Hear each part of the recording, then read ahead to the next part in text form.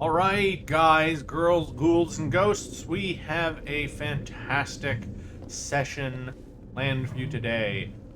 And just a little news, everybody will know it by now, and of course this is going to date this video very precisely. Uh, the new update is out, which means we've lost a couple of our mods.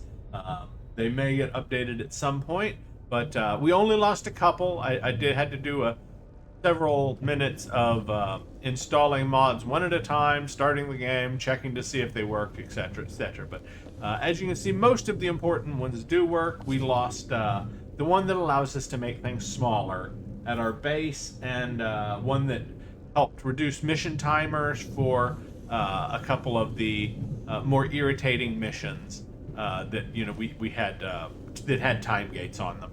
And that was quests. There were a couple of quests mixed in. One with the scientist where it just randomly made you wait for like 2 hours while he rebooted. And that's what that one was. But since we're already past that point, we don't really need that mod anymore for this playthrough. So I'm not really worried about it. And that mod was really for you guys' sake, so that I didn't run into a place where I had to stop and just put the recording on pause for 2 hours while I waited out a timer. So that's where we're at now, and let's see where I'm not going to actually do anything with the new update on this recording. We're gonna continue along in the path that we were on, and we will encounter the new stuff as we encounter it. If we encounter it as part of our gameplay, then so be it. That will be awesome.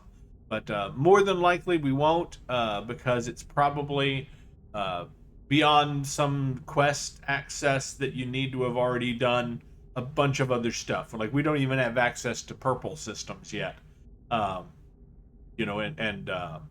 That's apparently a long way. We've got to get to the new universe, then we've got to get access to purple systems through after encountering the autophage, and then we'll get probably access to this new update. So that's a bit in the future. When we get to the new universe, we might go ahead and play through the new expedition that's been released with it, and we can experience it a bit that way. But of course, we won't have access to it in our main save for quite some time, more than likely. But here we go, Ghost in the Machine. Return to space and contact Apollo. That's where we're at now, and so that's what we're going to do. We're going to head out into space.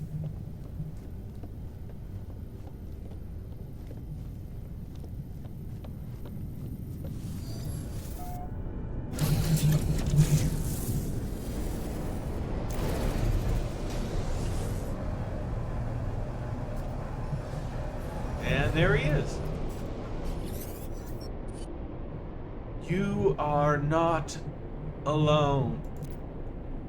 I know you, traveler. I know where you've been. I know where you're going. There is no need to hurry. Ask who they are. Just static. You will find us when the time is right.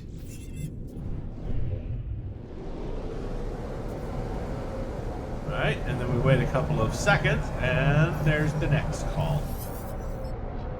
Apollo, it's good to see you, man. Are you ready? Make sure you are. This job isn't going to be a small one. You might not be heading back to that base of yours for a while. Good. Let the hunt begin. I've detected a Korvax installation on that world of yours. The interference in your transmissions is a giveaway. It might be disguised in the style of another species, but don't be fooled. The synthetics delight in espionage. Now, he's actually not robotic. His body is somewhat robotic, but he's not robotic. He's partially organic, so that makes him an android, I would guess. No, not an android. What's the term I'm looking for? I can't remember what it's.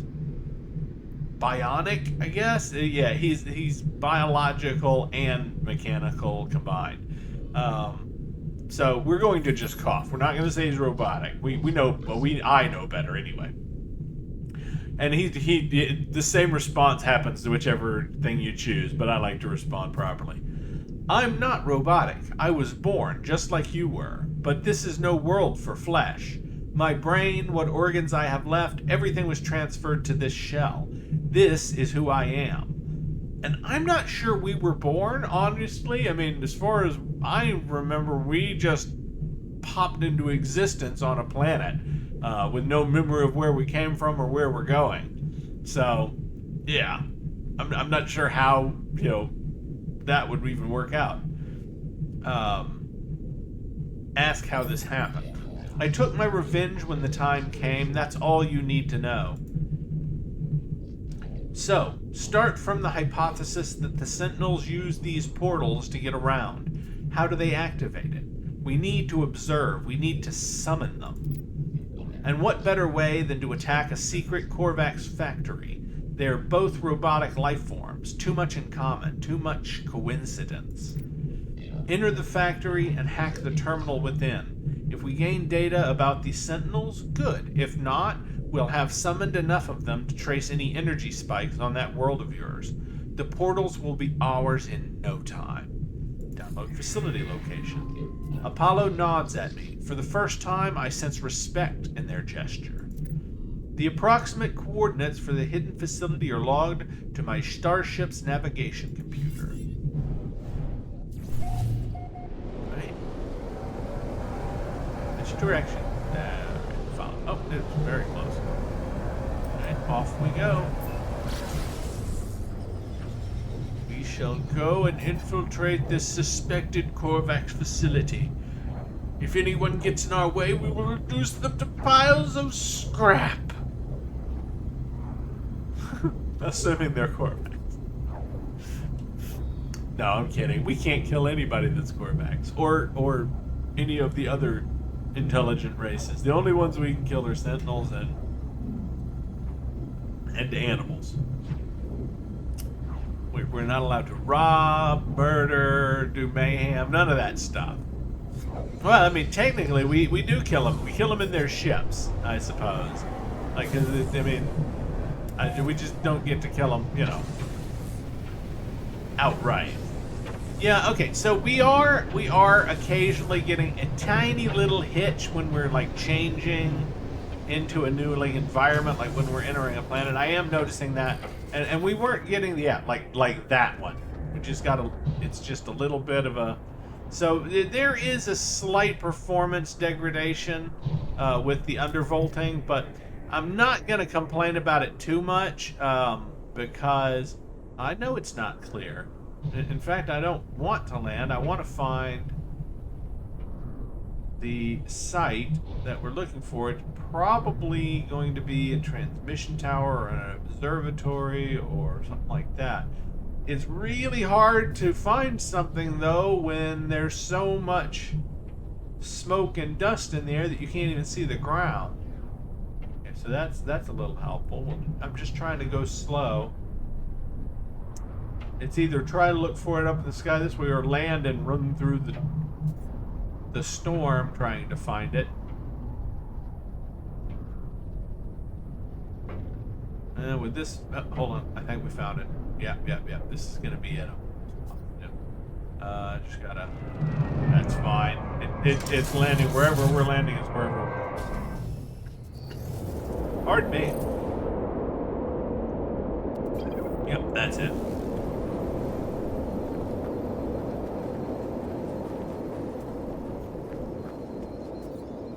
Oh, yep, it's a factory, so.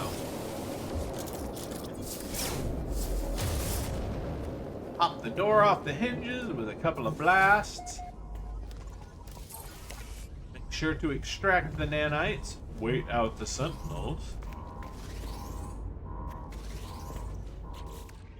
While we're waiting, let's replace our Atlas Pass version 1 with an Atlas Pass version 3.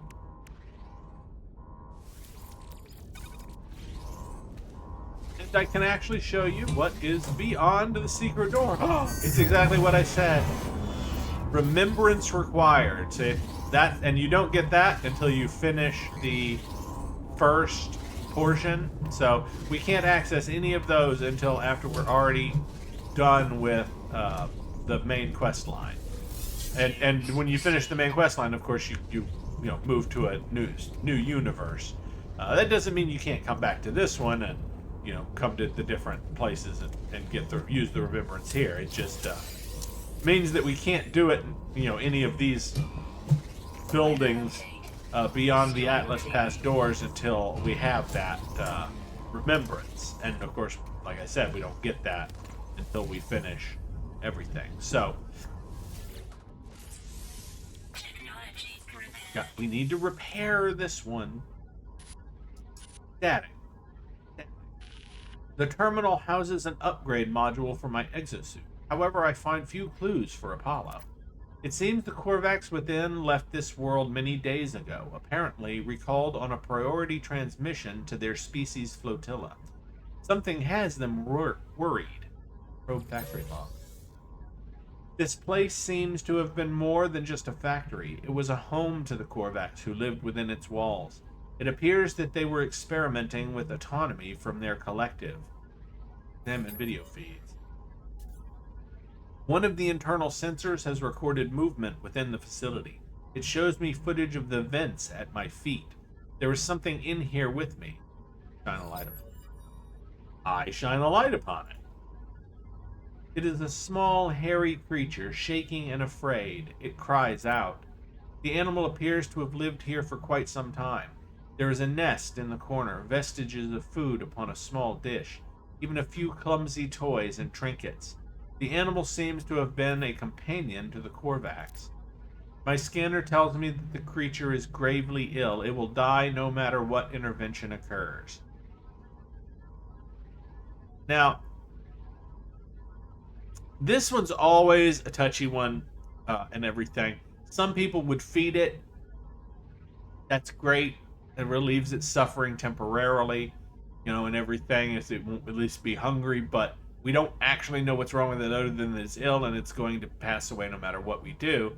And all I know is that some illnesses are very painful. So I usually choose to euthanize, given the information I have. As the creature looks mournfully up at me, I fire a single charge of my multi-tool. It shivers no more. Its suffering is at an end. If it said, you can save it, I would go get medicine. You know what I mean? But it literally says there's nothing you can do. It's going to die no matter what. So the choices are feed it and let it suffer longer, or end its suffering and, let it move on. And move on from the factory complex.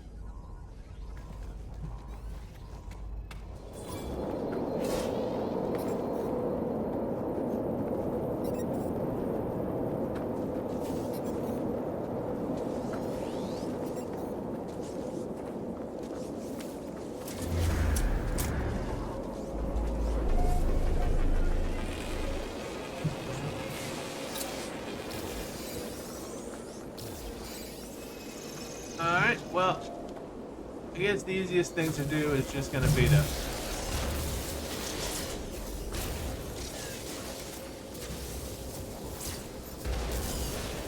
think there's an achievement for killing enough walkers, so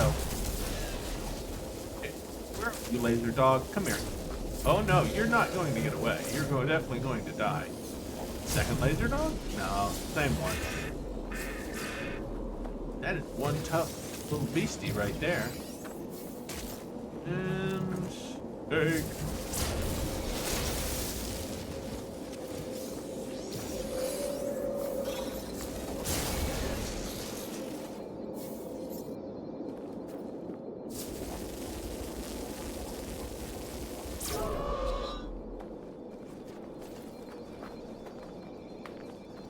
This planet has a lot of predators.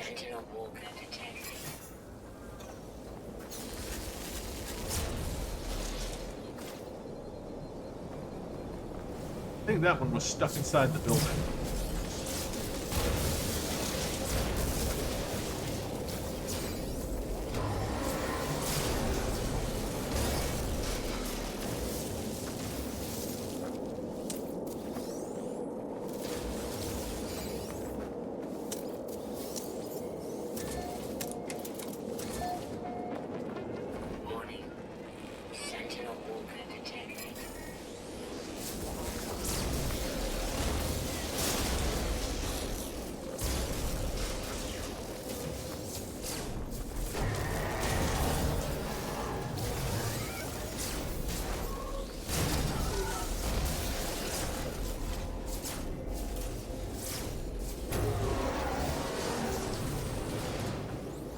Oh, and I saw in a video there are new enemies. I cannot wait. It's going to be awesome. Um, I've been saying that I think they should add new enemies to the game for a while now.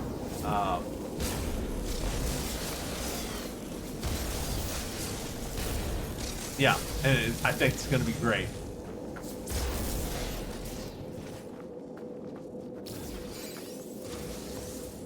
That should do it. Alright, let's go loot us up some holes in the terrain. Yeah, they have a mod for that. I kind of dislike the fact that the Sentinels, some of the Sentinels' weapons leave holes in the terrain. Again, it's one of those things. It doesn't really make them any more difficult to deal with. It's just annoying whenever, because you'll just be like running around fighting them and stuff, and then it's just like, oh, this terrain is all pockmarked. You can repair it, but it's just, like I said, annoying. Sorry, I wanted to go check this guy out. Really? Oh, you're weird looking. You're cool though.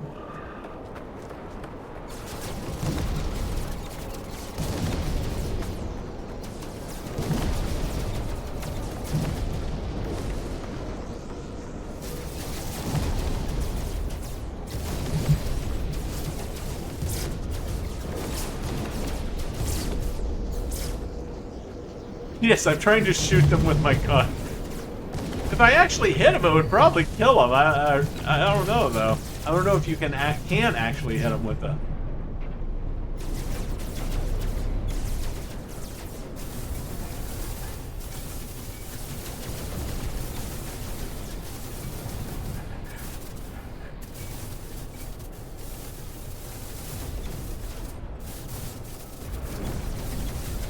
Okay, well that's annoying. Let's see. Yeah, as you can see, it's not hitting him. Like, I'm shooting right at him, but it's not doing any damage.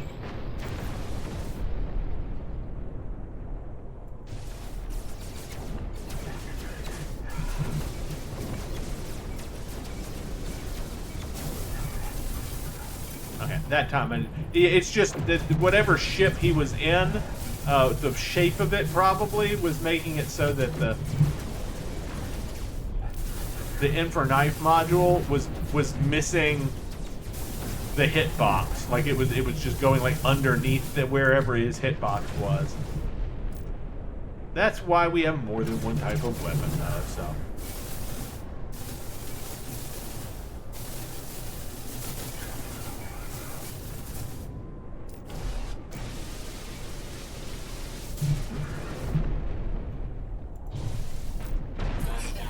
That was a lot of ships for one attack. Alright.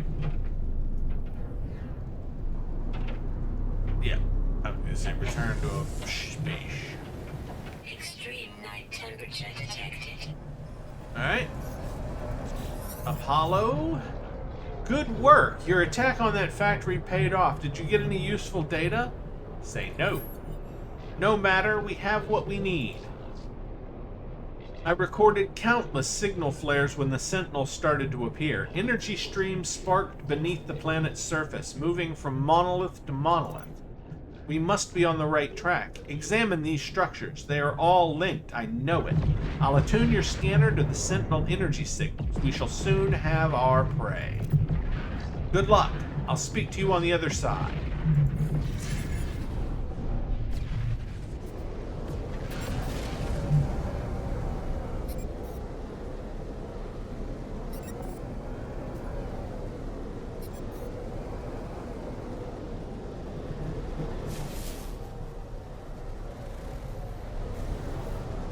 Oh, I bet it wants me to go to the, yep, it wants me to go talk to Paulo.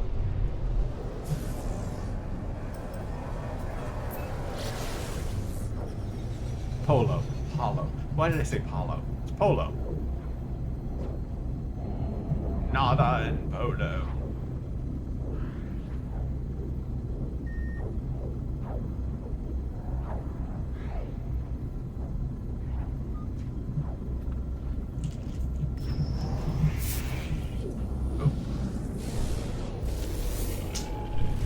just gold, but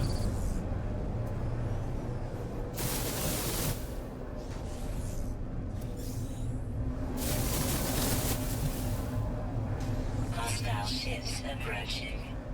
we do get to kill some pirates when we...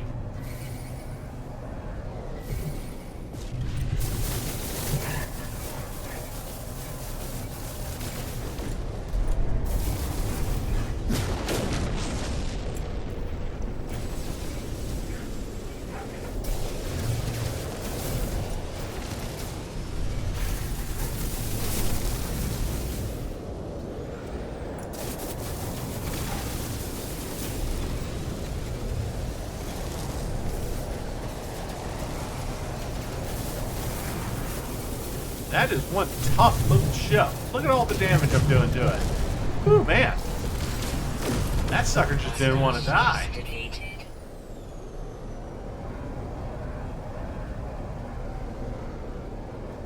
He was scrappy.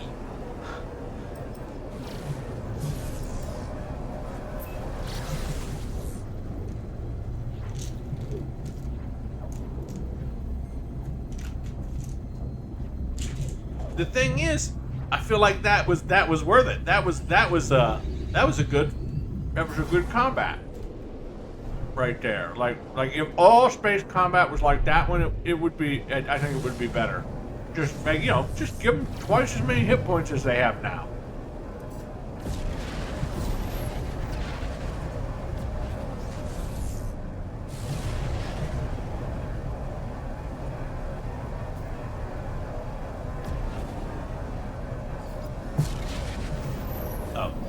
Someone's trying to get me to recruit. I don't want to recruit regular ships.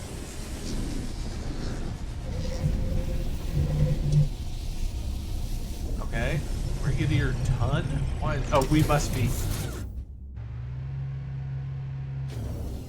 That's weird.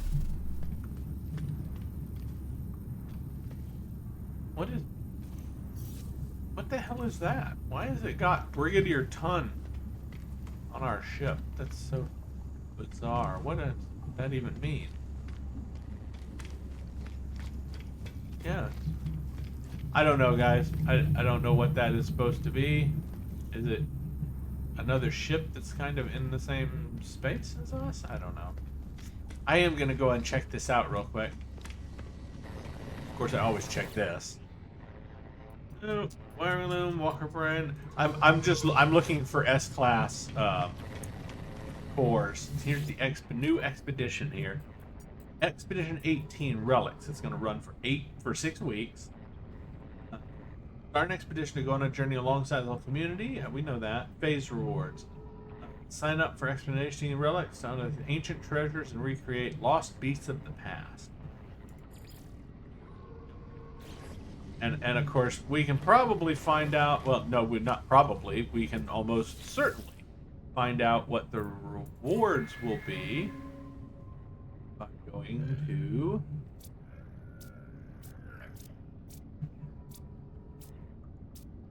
Expedition 18. Here we go.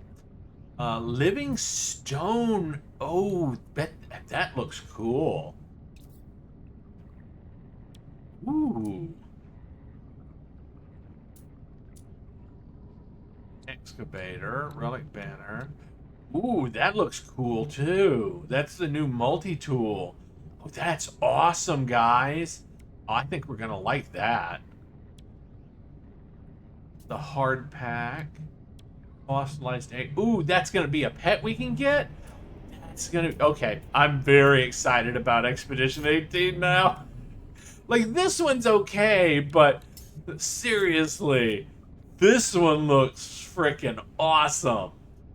Yeah, the skull of an ancient beast atop this fused pillar of bone and circuitry.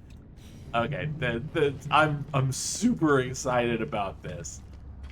This is gonna be a great expedition, I think.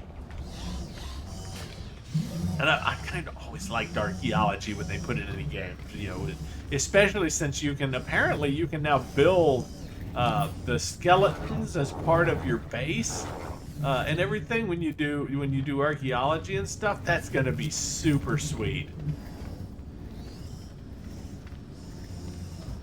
You know, because, I mean, if Laputa, Castle in the Sky, could use anything, you know, at this point, I would say it's probably, you know, dinosaur skeletons or ancient beast skeletons, however you want to say that. What new knowledge, traveler? Is Apollo entity known to you? Explain Apollo's plan. A traveler entity that is not known to Nada, yet they know Artemis entity, who themselves no longer recalls Nada.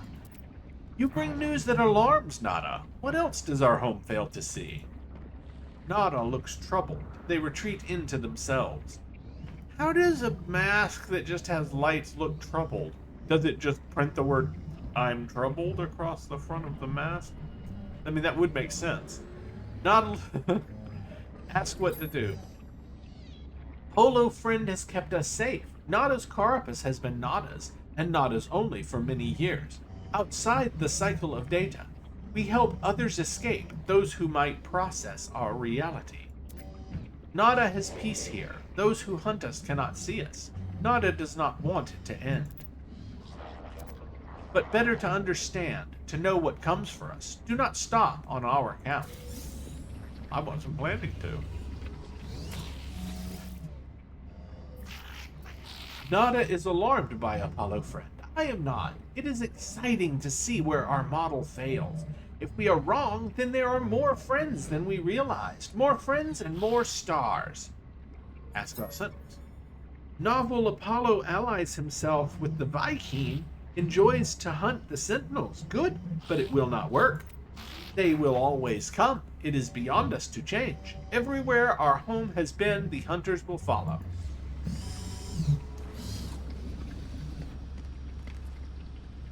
That's true. It is true. Hello, fake Ariadne. How are you doing? Are you still as fake as you have been? Yeah, the little interesting note there was a, and I wasn't here for it at the time, but I've learned about it since. There apparently was some sort of an event where Ariadne disappeared and was replaced by a doppelganger. Ariadne, and so the Ariadne that's currently here is not the real Ariadne, and I'm thinking that the original Ariadne has something to do with the Sentinels, because when we go to a Sentinel tower, it actually says Ariadne's name there, so I'm not sure how it ties in and everything, but clearly there's some connection, and I just don't know what it is. And haven't puzzled it out just yet. Alright, so, yeah, I was going to say, portals should send us to Monolith, or there it is. There we go. Leyline source. Over here on the Hydro Garden planet, Starshade. Well, we can probably progress one of our things, because I'm going to bet that Starshade has one fauna. Yeah. So, it's one of those special planets that just has one animal. No plants, no nothing, just one animal. So, by scanning that one animal, we've basically scanned the entire planet, the planet's entire biosphere.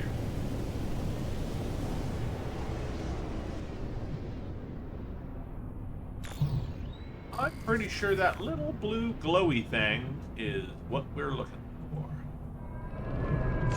Hello, little blue glowy thing. How are you doing? It says it's doing okay.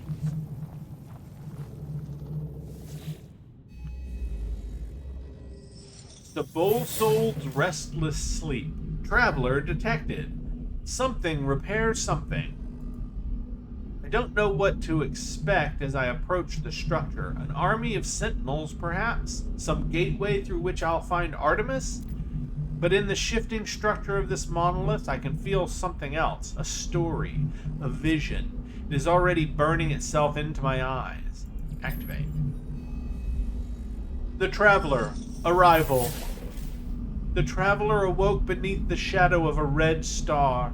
Through the lonely cosmos they fled, yearning for purpose and meaning. They found an anomaly, an aberration, a door to the heavens. No Gek, no Viking, no Korvax could see it. Only the traveler could perceive the portal, though they did not know how to step through. They did not know the secret language, the glyphs. They did not yet grasp the price of the final truth. Witness glyphs. I am filled with the knowledge of an ancient traveler. I see glyphs in my mind, part of the code I need to activate a portal. As I depart, I spot a sentinel drone in the distance. It moves away quickly. And now we have to fight off a few drones.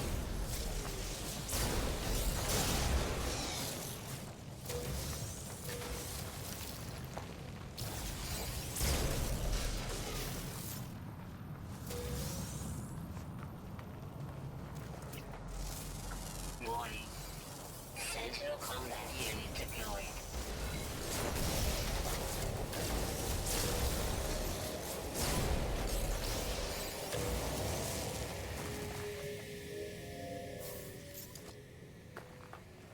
And come on, reinforcements. Warning. Elite Sentinel force. We could get away, but why bother?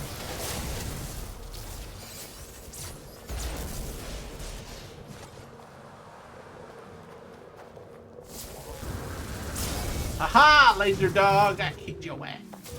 I'm gonna fry you up and put you in a bun. Laser dog. Oh Lord. Warning. Sentinel walker detected.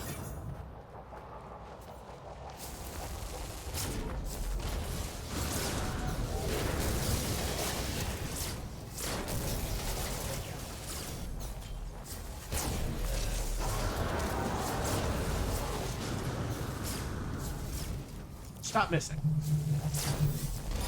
I tell you what, in VR, aiming is so much easier.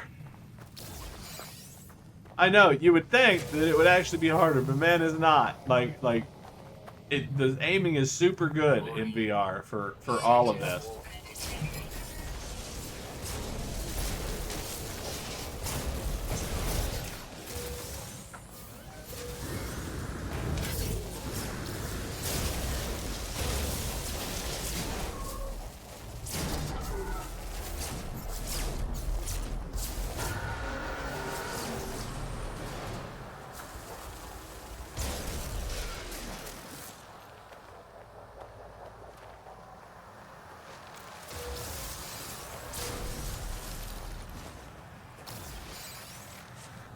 Okay, what sentinel is searching? I'm looking for the red dot. There it is. Oh, it's over the hill.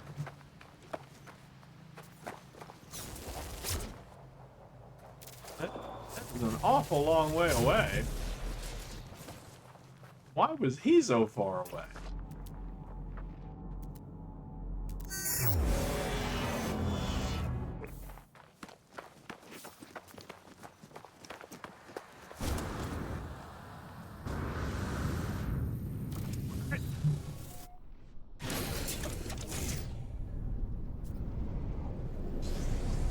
And just to treat you to what I was talking about earlier, since we already have one, might as well head over that way, and I'll show you the sentinel pillars. We shouldn't have to fight, since we just disabled the sentinels. Of course, I don't remember. Does it do it for all the planets, or is it just the one we were on? Doesn't matter. If we got to, we can fight through them again. It's kind of fun to kill the sentinels. At this point, it's kind of fun to kill the sentinels. In fact, you can farm the sentinels. Now, that sentinel glass, and you can make a lot of nanites doing that, by the way. If you summon you a sentinel wave and you get to the third wave, there's the little triangle sentinels. They'll summon other sentinels. They summon 2 other sentinels if you don't kill the triangle guy. So equip your bolt caster, get it nice and beefed up, so you can kill stuff really fast with it. And just don't shoot the triangle guys. Shoot all of the sentinels that they summon, and they'll drop sentinel glass in their little canisters.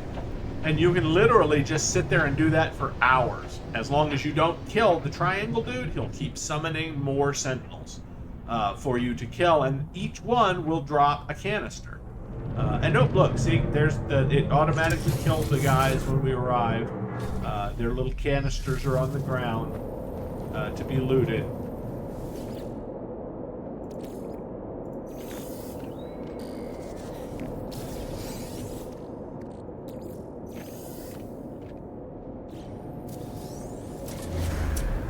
And this is another way to get free, sort of free, kind of free, I guess. I say they are free, like you do get them for free, but they're not free because they're broken, and you have to repair them. So, but you know, Boundary Archives that once you destroy all three of the things, and actually you can once you've destroyed them, you don't have to fight through the Sentinels. You can then deactivate all of the Sentinels in the system by using this option too. But here's what I was talking about: access logs. Access log, imposter detected, override code Ariadne 4R1ADN3. It's just leaked code for Ariadne. Here's the thing though, the imposter detected, it's talking, like, you think, oh, it must be the Sentinel or something. No, it's talking about the Ariadne on this station is not the real Ariadne. And I don't know how it actually connects. But yeah, I did notice this when I found that original post about Ariadne being an imposter. I was like, now I understand why it says imposter detected. But I don't know how Ariadne, the original Ariadne, ties into the Sentinel stuff. Why the Sentinel Tower would be detecting Ariadne as an imposter or whatever. I mean, it almost implies that Ariadne was planted by the Sentinels and has now been replaced because maybe someone found out that they were like a double agent or something. I'm not sure. I don't know, because like I said, this is all just very big speculation. I have no, I haven't seen enough of the stuff to really make it. So, manifesting personality protocol, voice of the hive. As we swarm with void dragons, robotic life forms would delight in our presence, but organics would shoot us from the sky.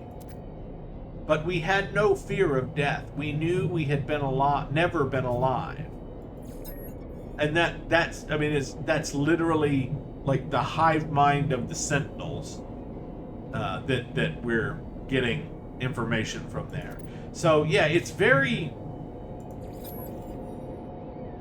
angle focus. So this is a C class. It's not worth taking, but you can get good stuff. Like, and this is where you generally get the royal, which this is actually where we got the royal that we have now.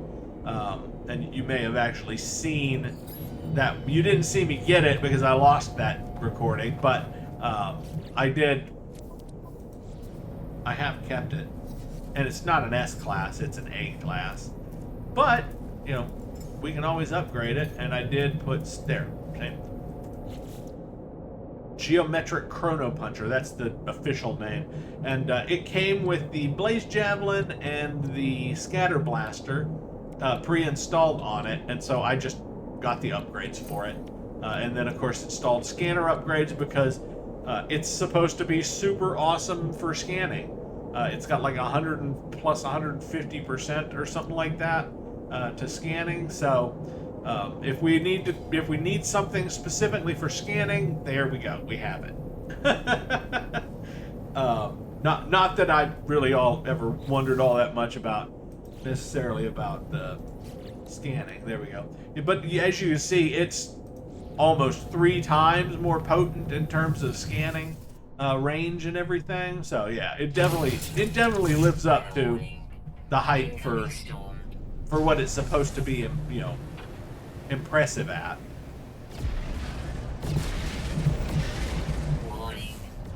Oops, we got us another pirate.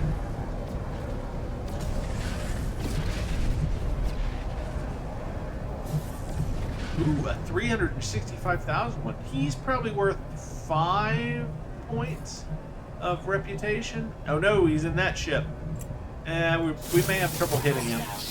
We've been having trouble hitting this particular ship design.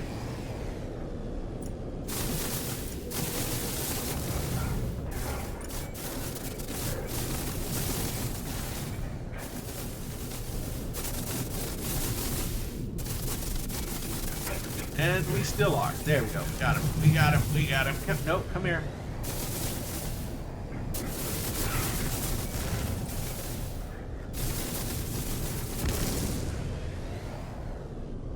He really doesn't want to cooperate. God, there we go. Ooh, man. Hostile ships defeated.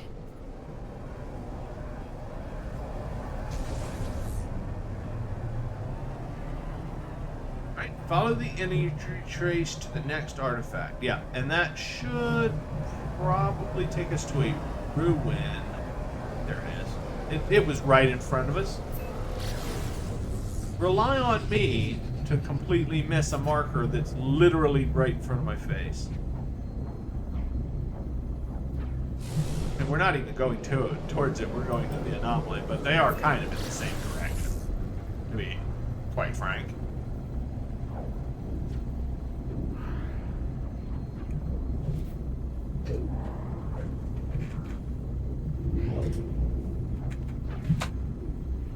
Man, that planet really does look nice even from space, doesn't it?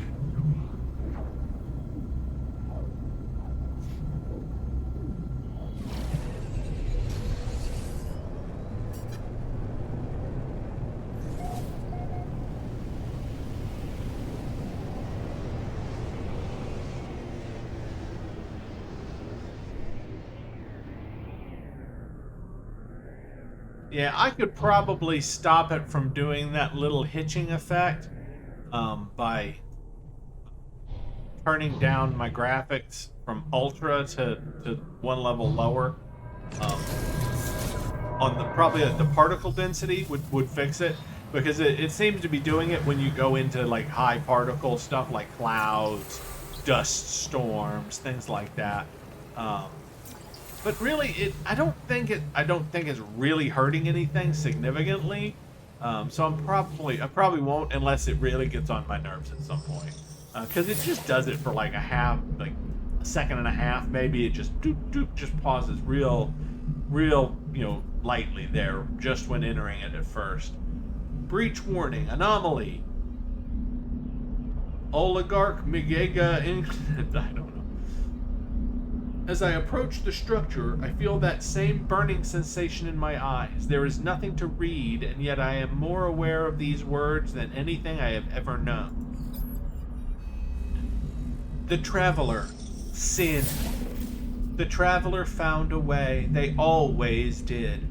The first drone screamed when it was cut open. Within the shattered memories of Sentinels, the Traveler found the glyphs they needed. They passed through the gateway, emerging before the face of omnipotence. The Traveler asked the Atlas how many worlds were left to visit. They had seen so many in their life. They did not wish to die before they saw them all. And the Atlas answered. Okay, now here's the thing. I don't remember what that is. It's like 18 quadrillion, 446... Yeah, I don't remember. It's more than quadrillion. Anyway, it's a lot. Planets, more than could be seen in any lifetime. And I could look it up, but I don't have it memorized to that many digits. It was impossible to explore the universe before the Traveler died. Witness glyphs. I am filled with the knowledge of an ancient traveler. I see the glyphs in my mind, another piece of the code. I think of the Atlas. I have encountered this name many times in my travels, yet its true nature still eludes me. The vision fills me with fear.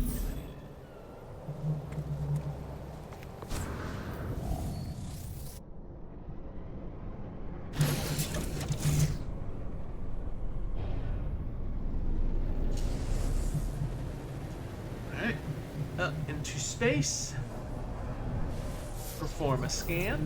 There we go. Which way? That way.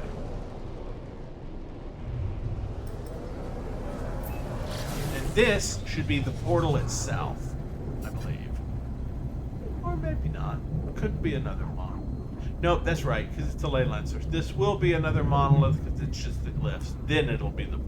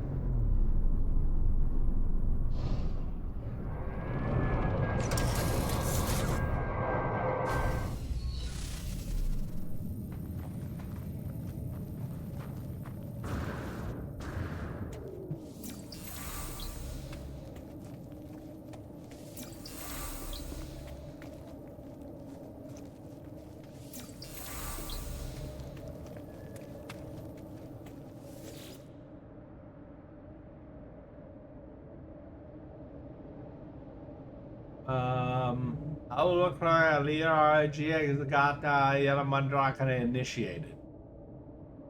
Everything here is tinted with that same red, the same unobservable crimson that fills my vision when I blink. I can only hope this structure holds the final glyphs, that my trial at these ruins is nearly over. The Traveler, a purpose. The Atlas told the Traveler they were the first of their kind, that a multitude would follow. Each would be endowed with the same noble soul, each able to travel from planet to planet in eternal solitude. The first Traveler rejected the gift of the Atlas. This was not what they hoped for. What was the purpose of infinity if you could not see it all? If you were alone? If you would one day die? The first Traveler cursed the Atlas and claimed that they would find a way to survive no matter the cost. All of these worlds, all of time itself, it will be for the Travelers to witness. I am filled with the knowledge of an ancient Traveler. I see the final glyphs in my mind, the final portion.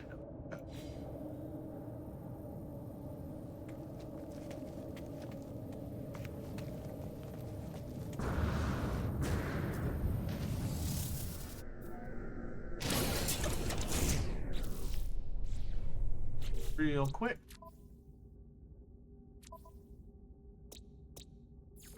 There it is. Go.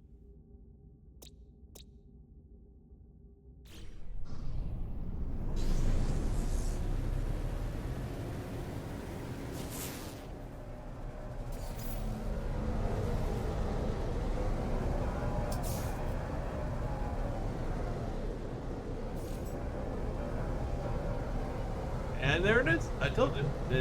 We'll need to do like 9 of them or 10 of them, something like that, to get the actual achievement that we want from doing that. But, yeah, at some point, we just got to make sure we get all of the critters on a planet, and we'll be able to register it. But you have to register it. If you don't register it, you don't get credit.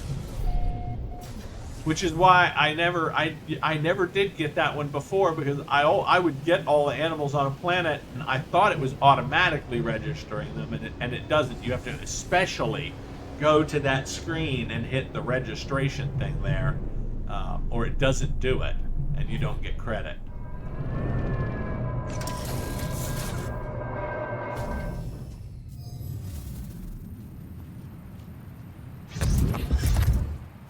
Alright, here it is, the portal.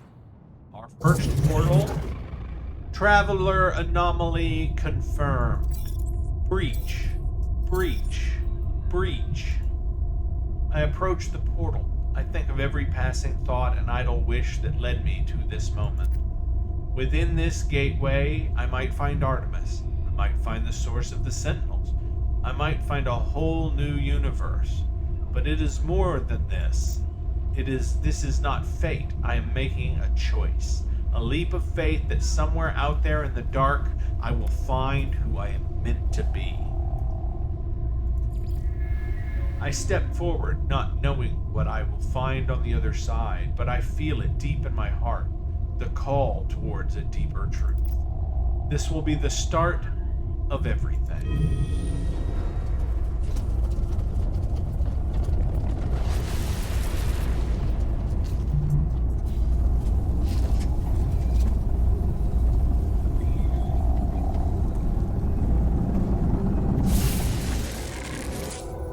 And we shall run unhesitatingly into the future, my friends.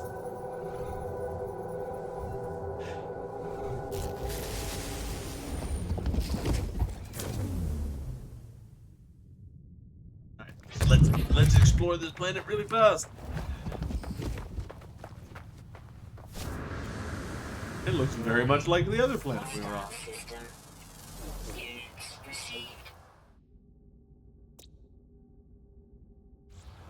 And I was gonna say, this is one of those planets that we don't. Ooh, get some of these real quick. Nice. Come on. Here's another one. Let's see how many we can get before it pulls us off the planet. Come on, some more. Don't see any more yet. I see a couple over here.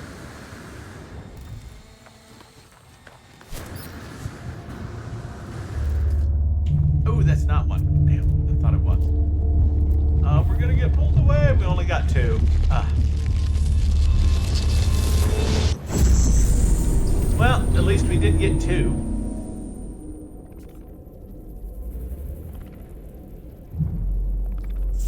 All right, let's get our word pustules.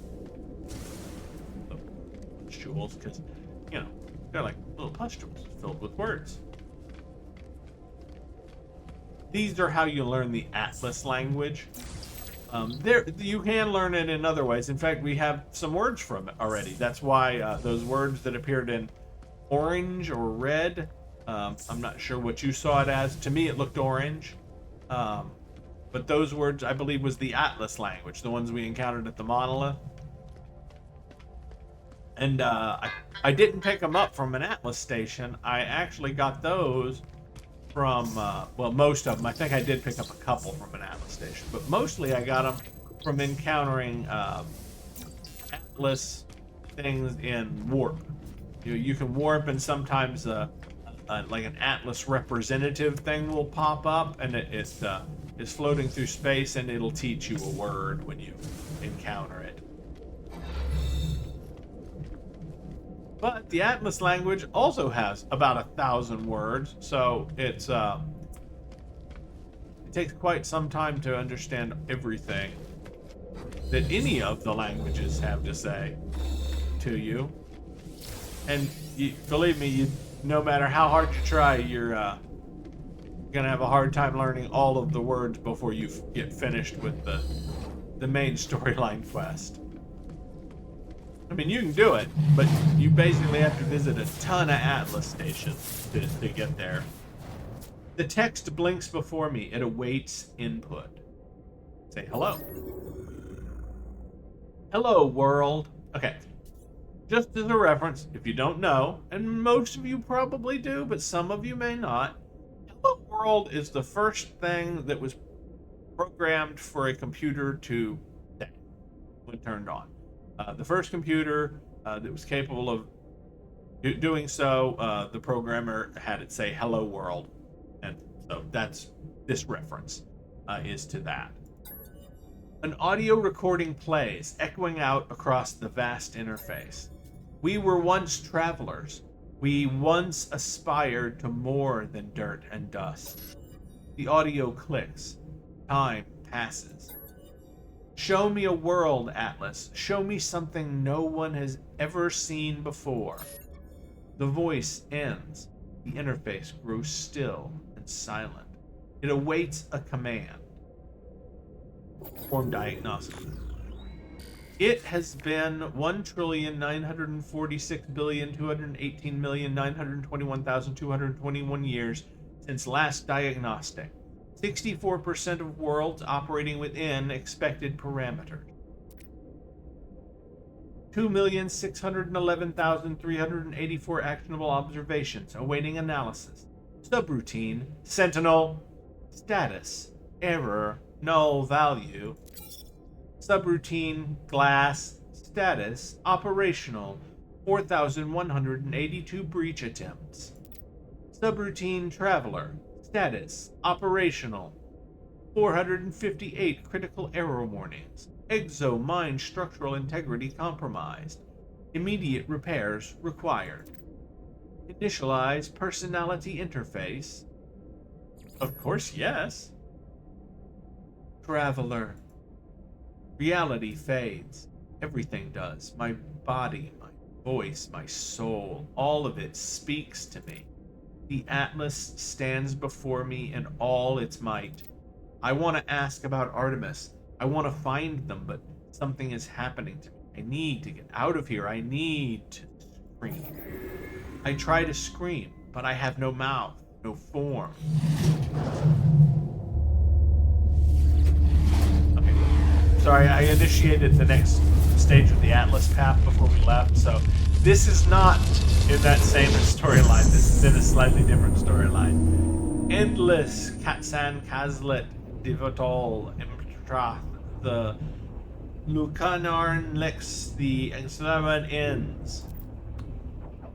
Orbe and Duwire, Selver and Baganada, Yumlach Irwath. Another Atlas interface. How many of these constructs exist in the deep void? How long have they been slumbering, waiting for a traveler? Have they been expecting me? Am I somehow chosen? The Atlas crafted this existence. The Gek, the Viking, the Korvax, the stars that fill the skies, and the hatred that burns within the deep. Every world that turns and every form that lives, the Atlas offers it all. I take the gift of knowledge, certain in my decision. All doubts are silenced. The stars await me.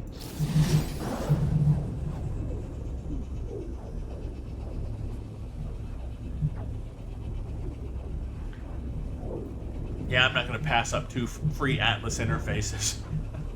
Because it lets you stand there for a second and gives you access again. So if you just hold the key, it'll do it before you get sent away. And yeah, so you get to do that.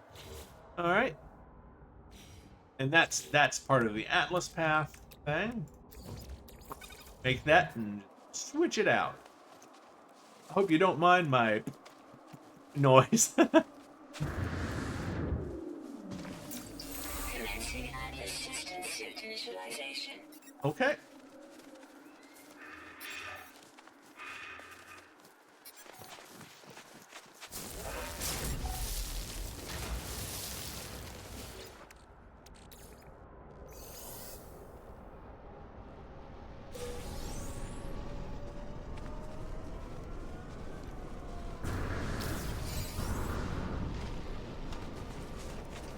Frankly, I'm just glad whenever they did the update that we didn't lose our stack size increase mod. We only lost a couple that I could really live. Of course, I could live without all of them if I had to. And we're not saying, like I said, they're not actually something that I have to have. They're just sort of convenience stuff. You know, things like that. Like the majority of them aren't really even cheats. Admittedly, the stack size one probably is bordering on cheating, but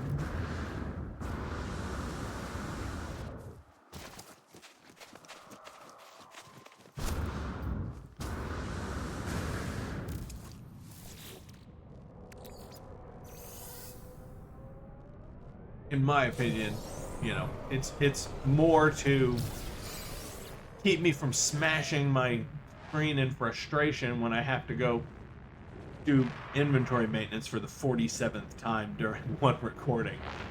Scenario, iteration number 231187661T deleted. Boundary separation failure likely. Vessel 16 empty. Pause. Sentinel intervention. Deliberate transfer.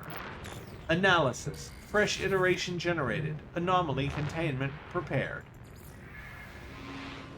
Broadcast received. Traveler anomaly detected. Anomaly is compliant. Position log. System integrity scan initialized.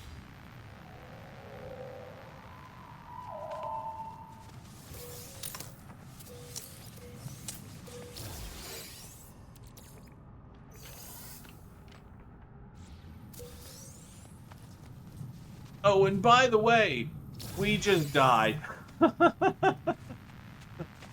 I don't mean that in game terms, but in terms of the actual story of this game. What just happened when we traveled through the portal and saw the Atlas and everything, our previous iteration was basically erased and a new iteration was generated. Which means, technically speaking, in game terms, we just died. and we're reborn as a new iteration of ourselves. I escaped to my ship, glad of something familiar in this strange world. Where has the portal taken me? I was caught in the gravity of that infernal machine, not strong enough to resist. It identified itself as Atlas, the entity so many worship and fear. I saw no sign of Artemis, no trace of the Sentinels. Why did I even step through that gateway? Why would I follow this path? To rescue Artemis. Is that true? Yes, it is true, because I'm the player and I fucking made that decision. Or is it just a lie I tell myself, the kind of thought a noble person might have? I am a noble person most of the time, unless it's me wanting to, just murder the hell out of someone whose ship I want or something like that.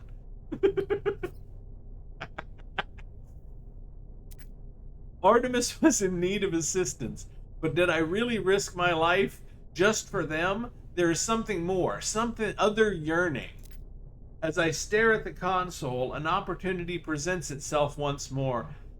There is an inbound transmission emerging from a location on this very planet.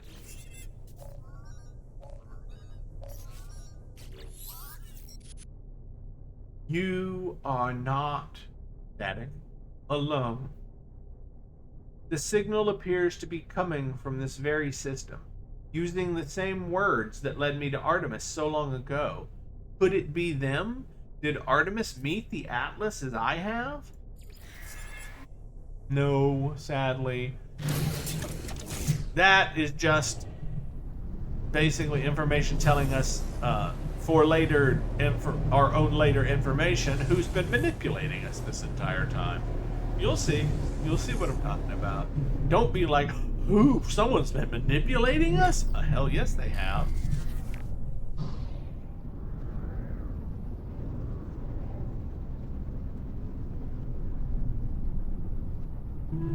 This is probably not the right place.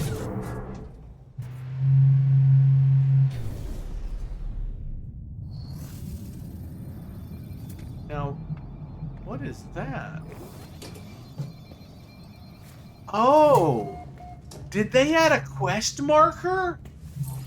So that you know who people that have quests for you? Oh, this is... Let's see. The warrior is silent for a second before looking at me conspiratorially. They check over their shoulder for prying eyes before powering down the security systems. The lifeform pulls open a hidden vault at their feet, which seems to be piled high with starship upgrade modules. Parampo interloper. Interested? Qualakasam Zumpin products and cargo only. Units unacceptable. I pause, considering the offer. All I hear is the soft, muted howl of the frozen wind outside. Is this a trap? A test? The warrior indicates a willingness to trade. He just said no unit, so we offer him pure ferrite. The shifty lifeform nods. A deal is done. With a soft, low growl and the briefest flap of their jaws, recruit Injai Howl reaches into their pile of contraband. They hand over an upgrade module for my starship. Okay, so I guess it's not necessarily a quest marker, but more like a interaction marker. Like it tells us that they have an interaction, of a special interaction that you can have with them. That's cool. That's new. Like they just added that. That's never been in the game before. So I actually like it. I very much like it.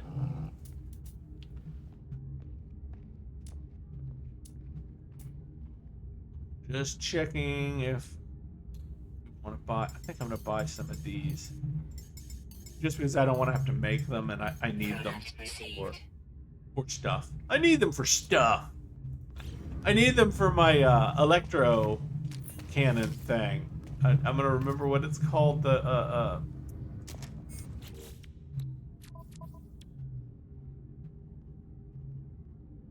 there it is. The paralysis mortar.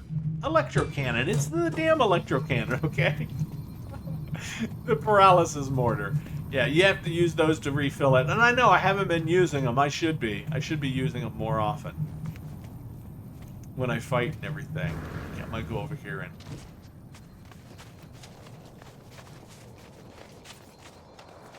You basically have all the protection in the world.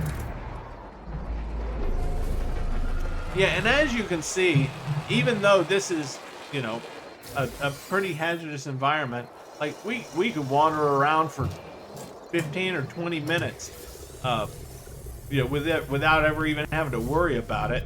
And you know, as long as we watch it, and when one of our protections there starts to run out, we just recharge that one. There you go. That's it. If that one runs out completely and we don't notice, the other one will pick up the slack. If we look down and go, oh, one of them's out, we just recharge it again.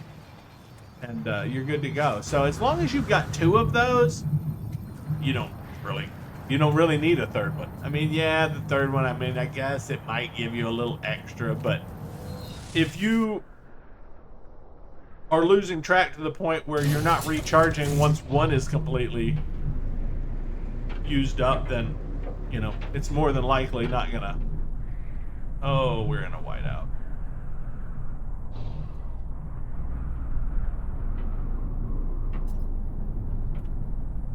Okay, well, I guess we don't really have any choice because we can't even see the ground.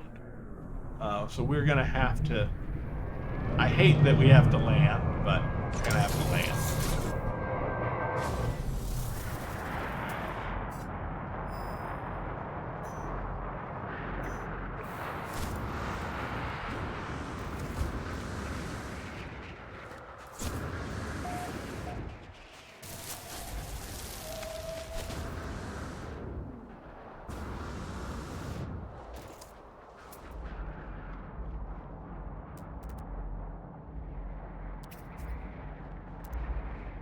There it is. We're right next to it. Oh, that. Yeah, well, we never would have found this anyway, not from the sky. I approach the source of the signal. A hologram appears. It's Artemis, but there is only silence, the slow pulse of cosmic noise in the signal. Ask if they are all right. We know they're not. We know what this is. We've seen these before. If Artemis can hear me, they make no sign. The hologram just stares. It's strange, but I feel a sense of deja vu, as if I've been here before, right at this very moment. And we were. I'm just going to interject this here so that you guys kind of understand. And of course, this is just what I think. Could be wrong, but if you think back, the things that we've already learned when we talk to the Atlas, when we've talked to other travelers, we are every traveler. Every traveler that we meet, every traveler that we have met is a different iteration of us. The Atlas even said we're all the same. We all have the same soul. We may be reborn in a different timeline, basically, and we can even interact with ourselves in other alternate realities, but never physically. Every traveler is always alone in their iteration. So even if we see another traveler, we don't really exist on the same plane of existence with them. Even on the anomaly, we don't exist on the same plane as those travelers. Not really. So in essence, we really are, or were at one point, Artemis. Artemis was us, but they died. And then at some point, we became our iteration, the iteration that we are now.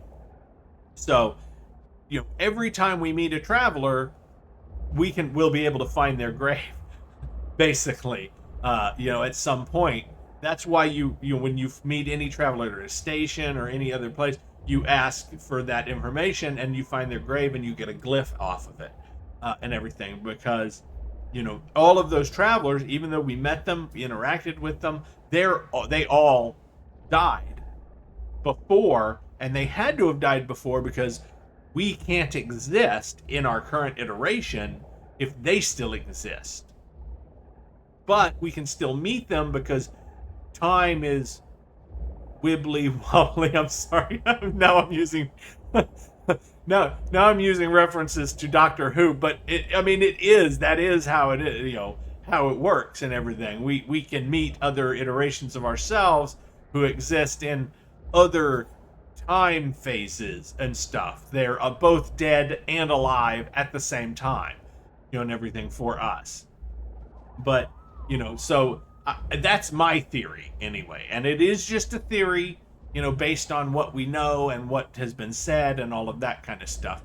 So, like, while we're interacting with Artemis here, and everything, and we experienced other iterations of ourselves and going through, I think, that one of the reasons we feel so connected with Artemis is because Artemis was one of our more recent iterations, and they were us at one point, and everything. In fact, you remember World of Glass, all of that stuff?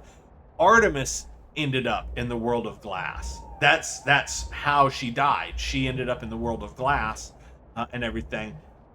And that's where, when we were talking to her, that she describes how she's in, how they had the faces with glass in them.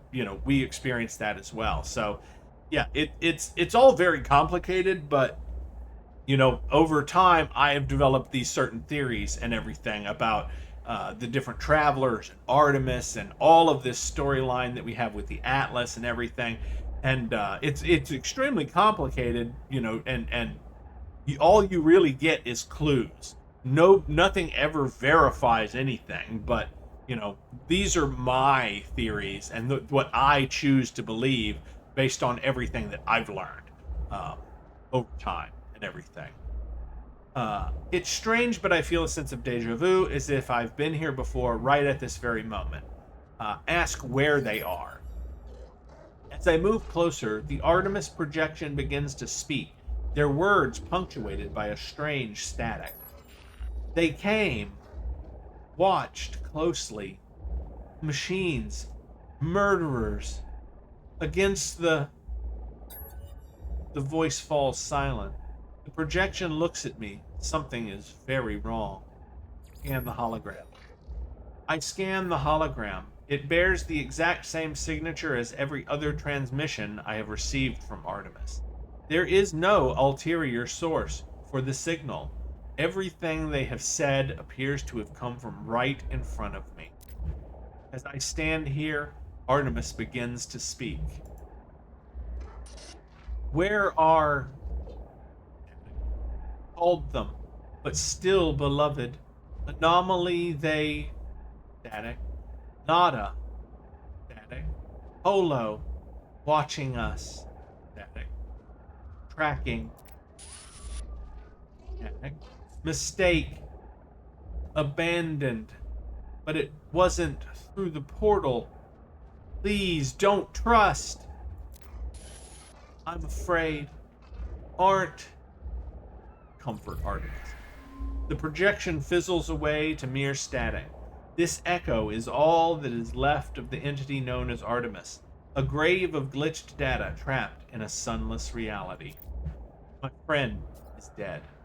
Perhaps they were never alive. I must tell Apollo what I have seen. Okay.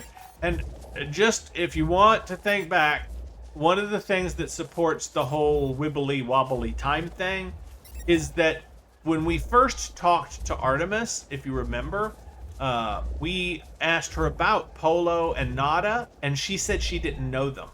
So our first interaction with her was from when she was still alive and had yet to meet them. So, yeah.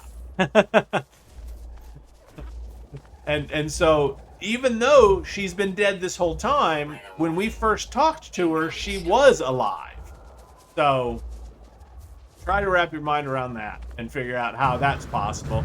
Um, you know, and the only answer that I've ever been able to is that there's some time shenanigans going on.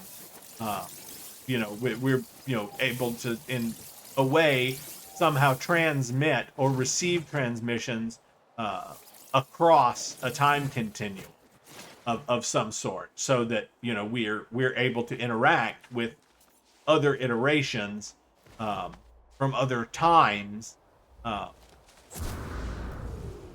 as if they were in the same. And our character doesn't know that, which is why they think that this is all happening in a continuum, in a single time continuum, but it really isn't.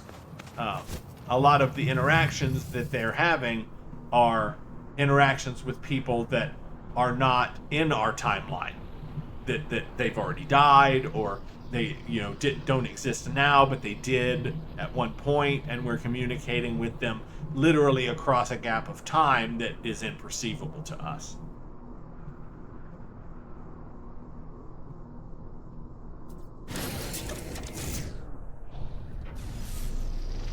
But honestly, if you keep that in mind about the the wibbly wobbly time thing, the whole game actually ends up making a hell of a lot more sense if you go, okay, time shenanigans. That really explains so much. Are we getting scanned in a... That... Hold on. We didn't change systems. Oh, we did change systems.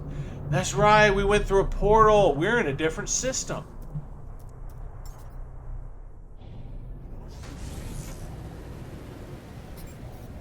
We need to scan the system. I forgot we went through a portal. I was so engrossed in just spilling all of my theories. My mad scientist theories. Sorry.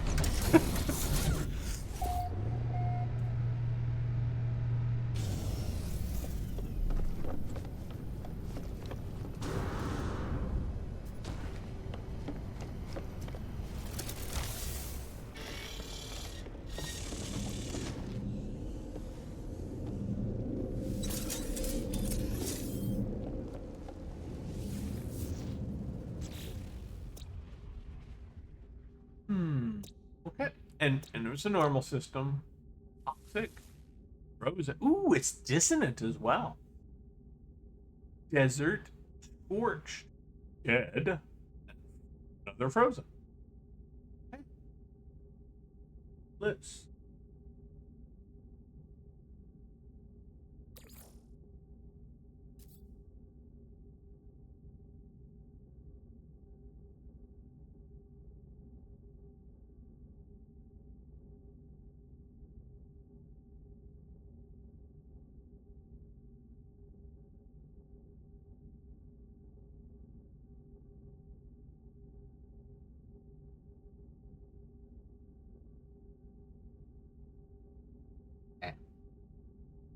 Sorry, I'm just going over stuff in my brain.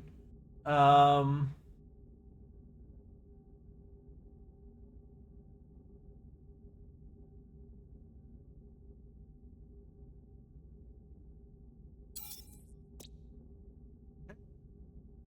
let's see.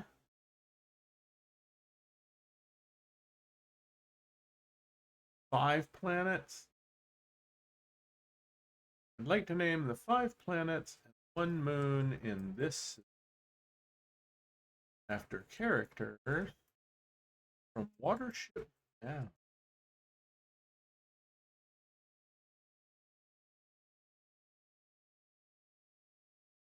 Yes, I'm using AI to remind me what the characters in Watership Down's names were.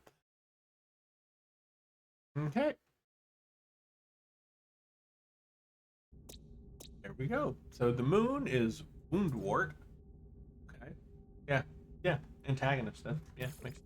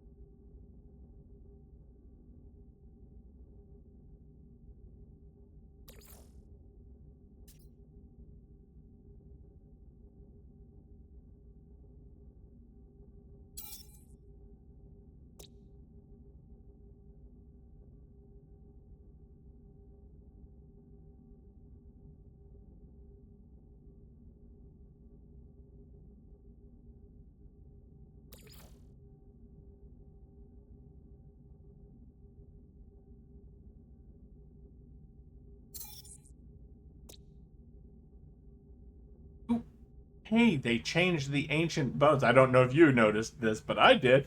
They changed the ancient bones sign thing. It used to be something else. I know it wasn't that.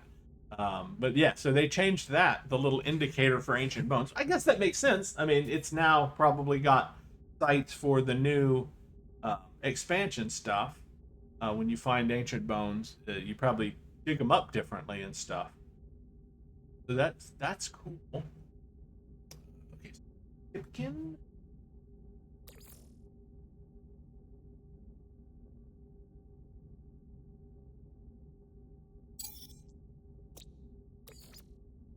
And Fiverr.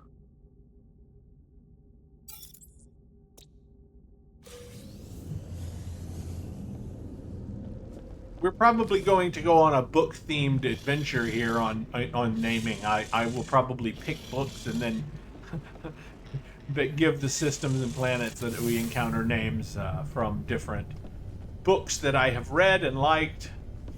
And yeah, the fact that I couldn't remember a lot of the characters and Watership Down is just an indication that my memory for names is absolutely awful. Like, I remember, like Harry Potter, but Hermione, Ron, and everybody else is probably not really in my head anymore.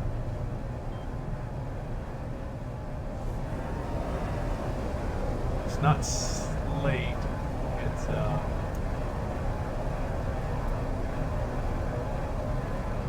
okay. Yeah, see, I can't even remember the name of the asshole teacher guy. Alright, so, yes. It always throws me off when it switches the quest to the one to go to the anomaly instead of...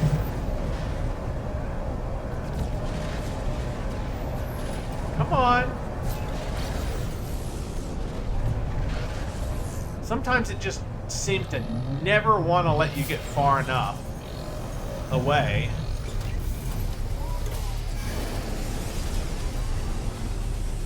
That one though was the stupid freighters jumping in. Like you'll be trying to get to the anomaly and those freighters will start jumping in real close to your ship, and when the freighters are close it won't let you summon the so as you're trying to get away so you can summon the anomaly and everything, and the freighters start jumping in, it just makes it so you got to get even further away.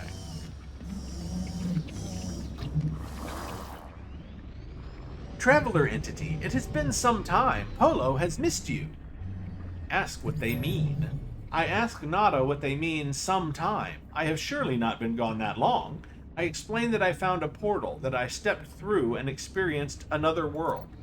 Nada looks at me with concern. Traveler, your journey was longer than you might realize. Portals have much in common with our home. Their travel is anomalous. But you are unharmed, yes? You feel complete? You feel not crimson? Firm. Nada is pleased. Old portals are strange, but so is our home.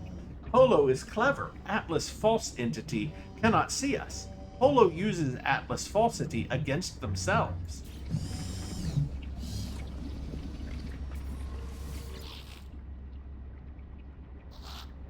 How are you? Are you hungry? This is customary greeting for old friend, yes? I told you Nada would be fine, traveler friend. Poor Nada. They do get nervous. Ask about strange worlds. Once, such places did not exist, could not be seen, but now, every second more appear. They seep through, a new creation. I do not know where these new worlds come from, what lies beyond our boundaries.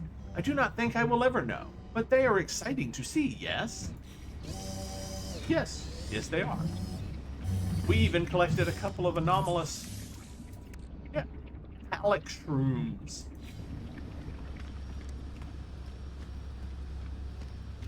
I'm sure I pronounced that wrong.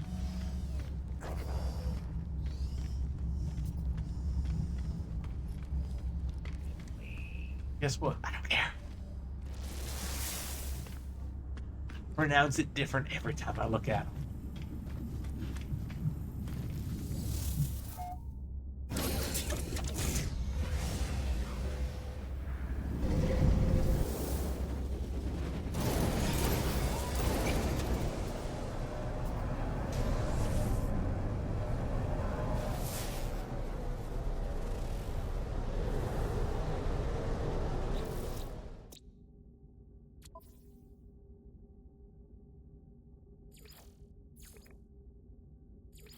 We're okay. I was gonna say it's the first traveler now. Contact Apollo at a hollow terminus. Okay, the fact that I had to pull it up manually was a little odd, but it's fine. Yeah, we still got slots. We've still got slots. Don't worry too much about your inventory.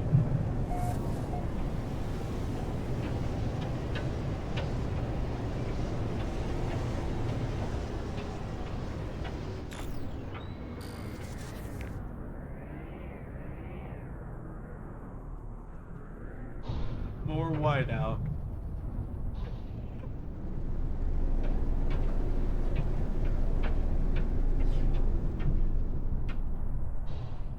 No, I want one of these upper landing pads, thank you very much.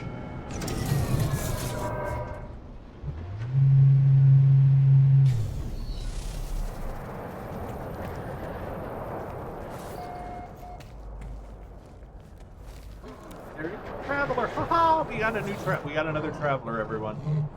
Gra is eating on duty. Forgive me, interloper. Do not inform my boss. I mean something for something. The warrior brushes away specks of blood and flesh from their mouth. They appear apologetic. And we just want help with the dialogue. Weather update. Storm clearing. Though their eyes are open, this Viking appears to be asleep.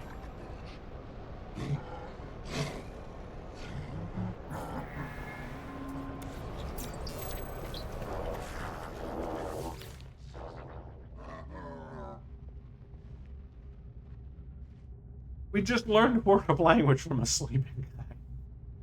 I am used to hearing barks and guttural shouts from these lifeforms. Instead, this one appears to be attempting to whistle, lacking conversational lips. Their efforts could hardly be called successful. Conventional lips. Why did I say conversational? Nonetheless, with their performance complete, they look at me expectantly. We just want some help with dialogue, my friend.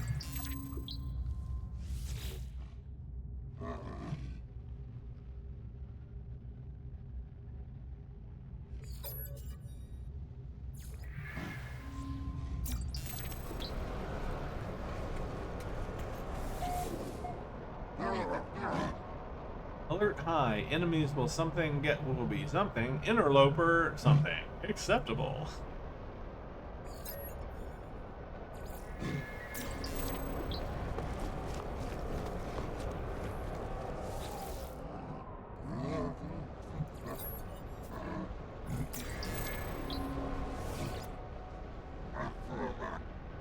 look, we have all of them.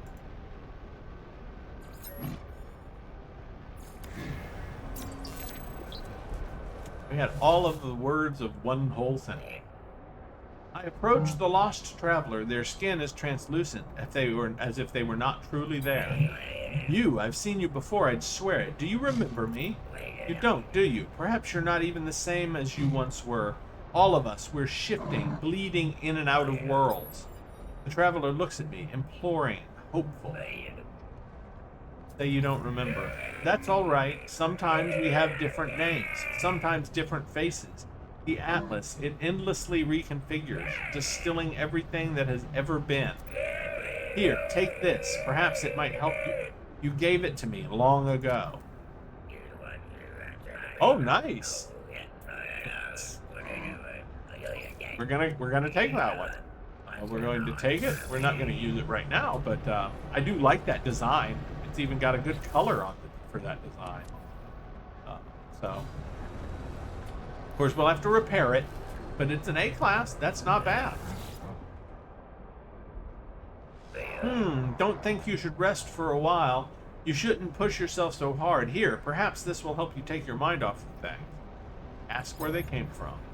Traveler in no camp offers directions to a place of interest.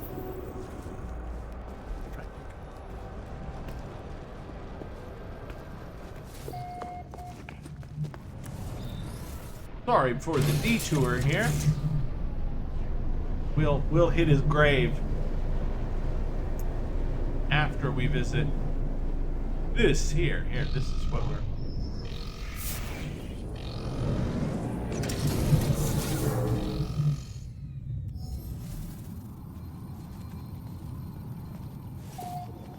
We may be carrying too many passports. It seems to be, the system seems to be wanting to scan us an awful lot. Even when we've deflected the scans, it keeps trying over and over and over again.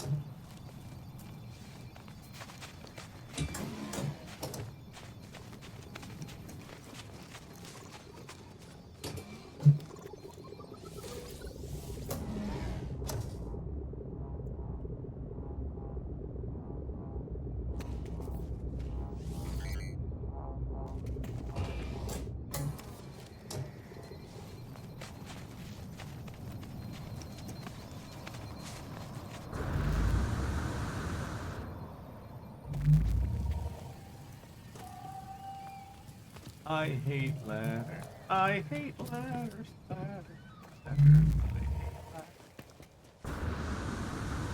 Can you guys tell I hate ladders in games? Warning! Network compromised. Warning! Manual override required. There are no signal matches for Artemis or Apollo. The terminal is a stream of warnings and errors. Perform the manual override. The warning messages cease. Some new frequency shimmers into being.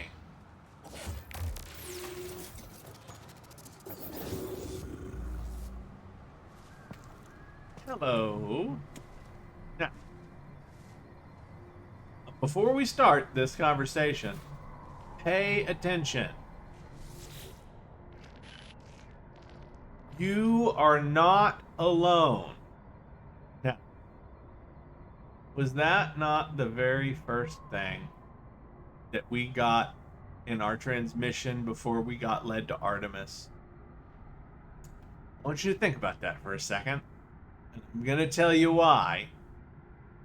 Because Null has been manipulating us this whole time. And when Null's like, oh, you awoke me and shit like that, bullshit. She's lying. Or, well, I say she because for some reason Null strikes me as a feminine figure, even though it's a completely, as far as we can tell, robotic entity.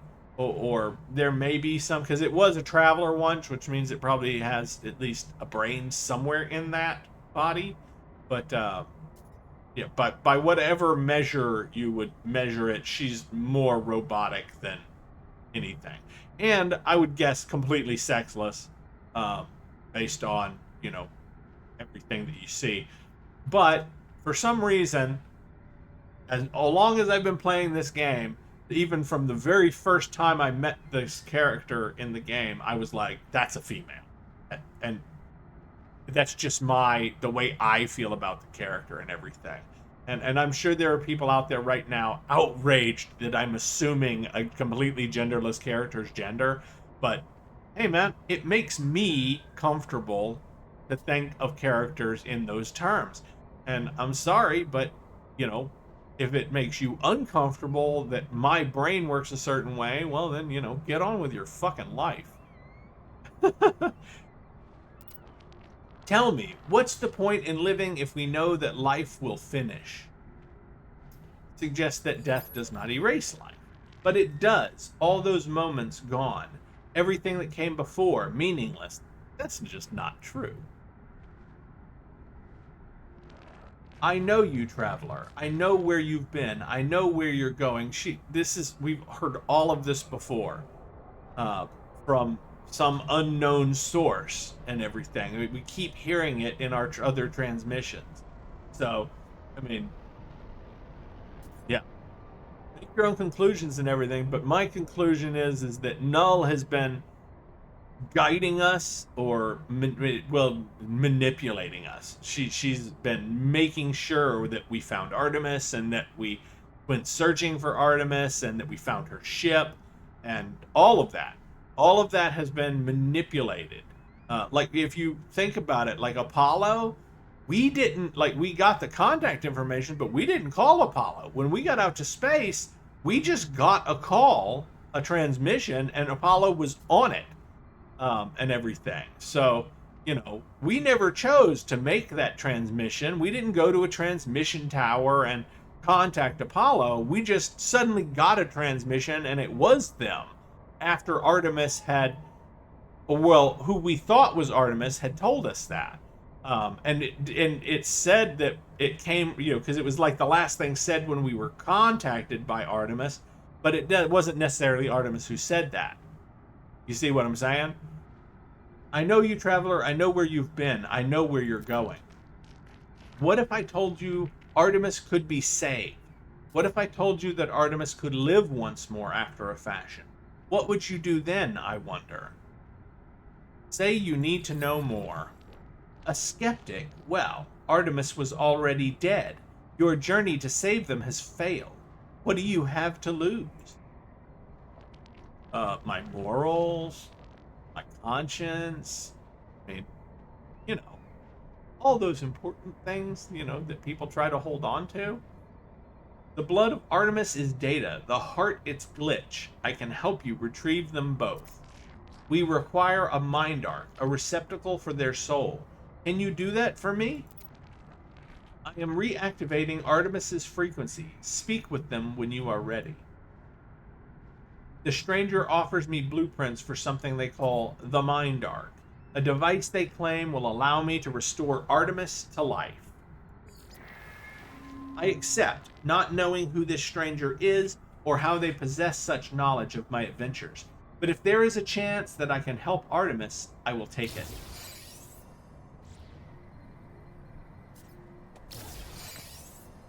And here's the thing, it doesn't matter, and I can create the mind arc. You think we need the soul engine first? Yeah. So we create the soul engine, we create the mind arc, and now we have it. But it doesn't matter that we have it. If we talk to Artemis, it still says, Are you? Artemis repeats these two words endlessly, unable to see my face or hear my voice. I must craft the mind art before I can help them further. By the way, I may not have mentioned this in this playthrough. I want them to add this multi-tool. I mean, clearly there's her scan goggles right there on her belt. And that has to be her multi-tool. This cool hand multi-tool is not in the game. But they clearly designed it and gave it to Artemis as a thing. So I want that. I want that multi-tool to be added to the game. I mean, I think all the other multi-tools are awesome, but that one is so cool. Why didn't they put it in the game, right? Technology recharge. Huh?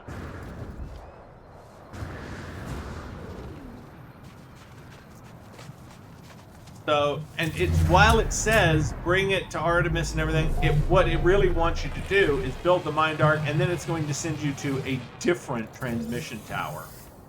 For some reason, it will not use the same one that Artemis is already at. You have to go.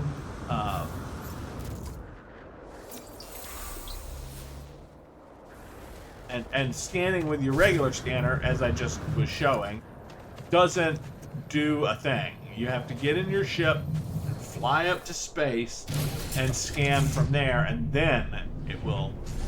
Well, nope. There it goes. Just getting in the ship was enough.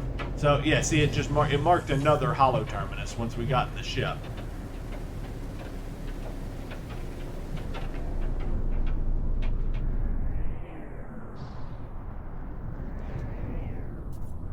I think we might have found it. Where's the landing pad? Ow. Nope, not.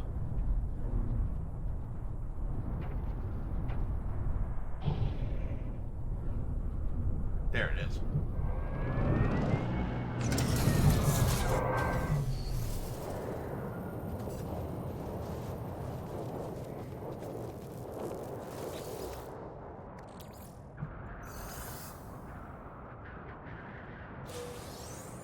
Yeah, you may have noticed that it stopped sort of hitching.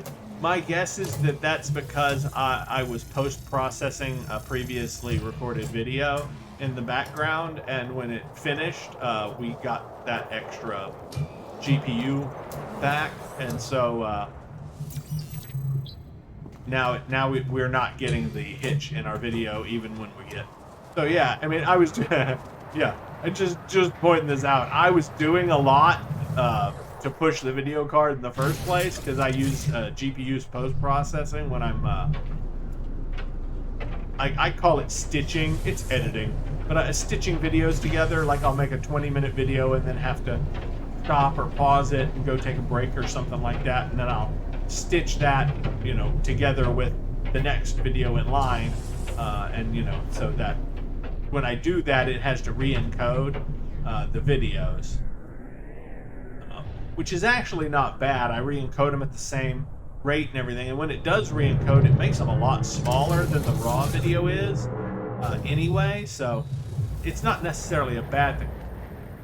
Did it really land right on top of the...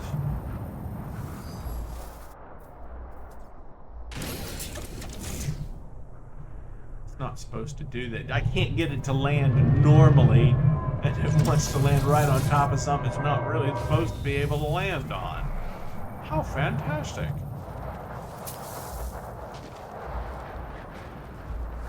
Okay. Much more than static, but whenever we build, they static. Wiped out cities, settlements, any construction. Sentinels eradicate civilizations responsible for the death of millions. Viking and their... I'm just making up what's cut out now. Viking and their great sentinel hunt. They invited us to join them, trace them to their homes. The fallen traveler's grave is marked by a glyph, an epitaph of some ancient technology. I obtained the glyph, and with it, the ability to travel to unknown worlds.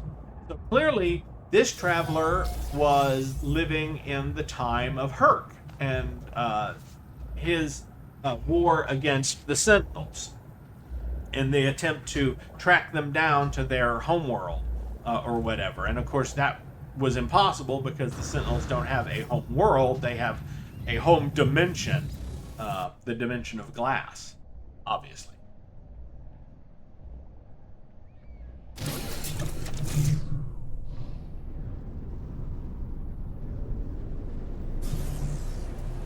Sorry, that grave was really close to the hollow terminus it was sending us to, so I figured I might as well stop and grab it while we were here over here.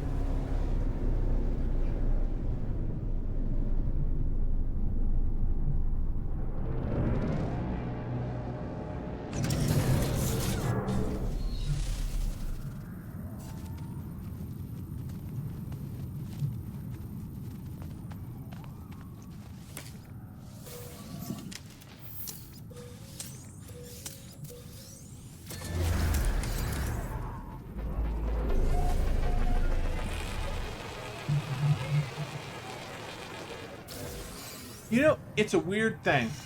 You know, these are, and I'm just going here to Discovery, so I'm going to bring this up. These are so much more reasonably named, like System Station, Camp 8 Civ, and Kusav Platform. Those names are not bad names. They you know, they make sense for the thing. It frustrates me that the game then like names systems and planets stuff that just, I mean, half the time that the names are completely just buggered. I mean, and it's just like, it bothers me. Yusklav 19 or some crap like that. And it's like, I mean, okay, Yusklav's not awful. I mean, that would work as a planet name, but Yusklav 19? That implies there's 18 planet Yusklavs out there, and they had to add the 19 to it. You see what I'm saying? It's just like, that's not, I don't know. Like, they almost, I think they could have come up with a better naming AI. Hollow Terminus activated. Multiple signal sources available. The tower hosts a powerful transmitter designed to facilitate hologram. You know, I just realized something. I'm sorry, and now I have to interject it. I think they did it on purpose so that we would name the systems, that we would go, these names suck, and we would rename all the planets. That's why the names suck so bad. Because they want us to rename all of the planets that we come across. I can't believe this didn't occur to me before. The reason that the naming AI sucks so bad is that they don't want the planet names to stay the same. They want us to rename them. Holy crap. I can't believe I didn't think of that until just now. It just now occurred to me that we've been manipulated again. Okay. The tower hosts a powerful transmitter designed to facilitate holographic communication along long distances. Tuned to Artemis.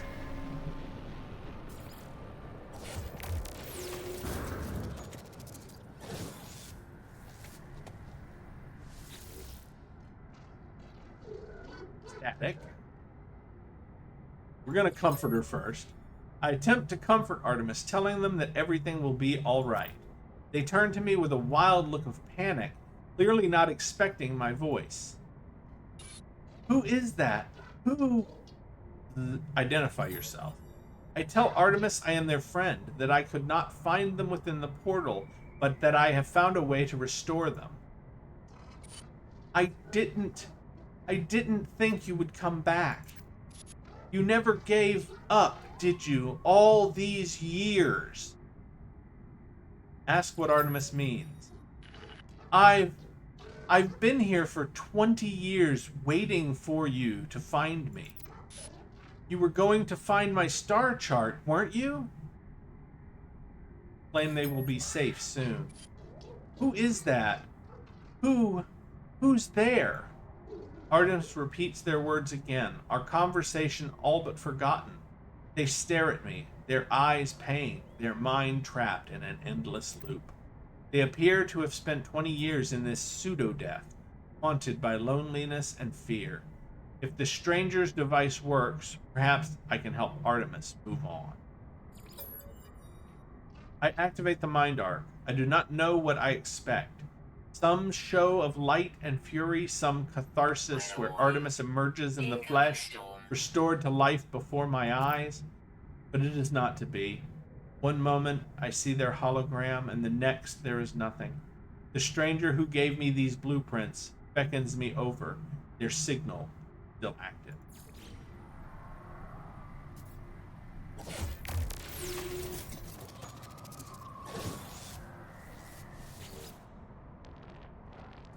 Travelers are a dream, an idea that we have some special place in this universe.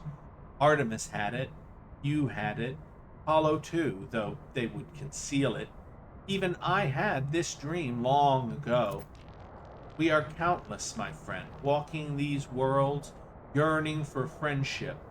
No one wants to be alone, not truly. But the closer you get to others, the more you risk hurting yourself, hurting them. The deepest secret of the universe is not that of the glass, or the Aerons, or the progenitors. It is that final act, the decision to abandon those who need you. It is the primal sin, the foundation of existence itself. Go to the stars, traveler. Your friends wait for you. They will help you bring peace to poor Artemis. Return when you are finished. We have much to discuss. Bitch.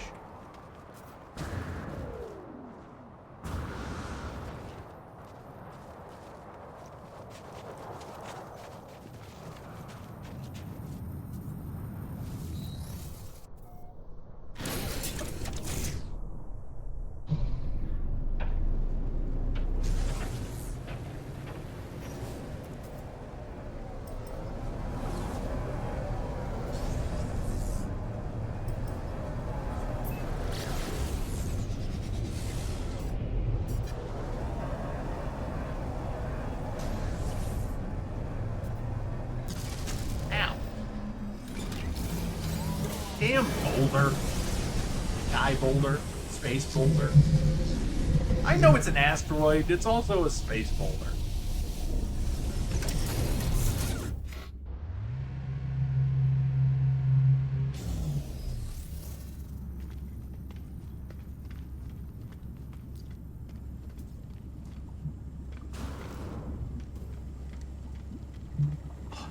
I can't wait to get that stone armor. It looks so awesome. And it's got a helmet and everything. I think it's going to be so cool looking when we get it. We're totally running around as that.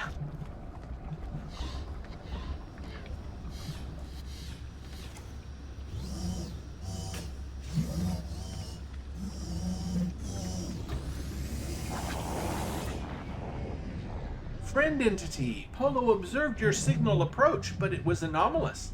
The signature was from the wrong time. You remember what I was talking about the whole time thing and how it's weird? Are you well? Not incomplete, not fading? Nada's visor light flares, burning with concern and distress.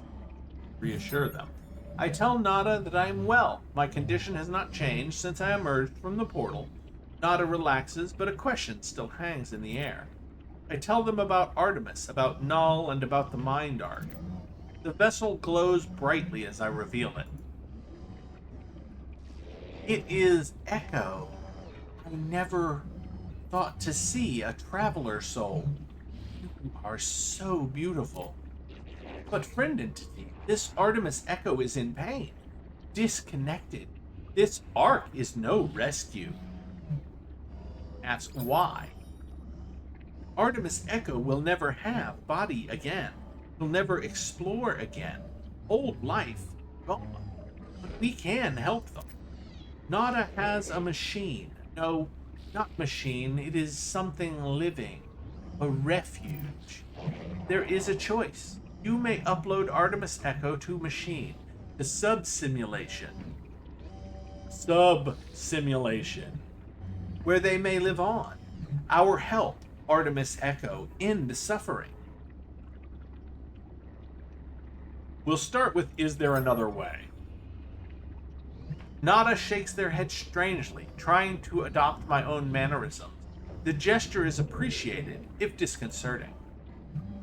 You must choose. Upload them to machine, to sub-simulation where they may live on, or help Artemis Echo end suffering. Now, I don't know, and this is just me, I don't agree with what the developers did here, because half of the people that we encounter are basically robots that are just sentience stuffed into a completely robotic shell. For instance, Nada. He's an electronic soul that is in a completely organic or in a completely mechanical body. It's a robot suit. So you're telling me that we can't find a way to build a body that Artemis could inhabit? But we could put her soul intact into this other machine? It doesn't make sense, guys. It just doesn't make any sense. Okay, it might be really hard to get a body to put Artemis into, right? To build it. But why is that not an option that we could make? That we could use?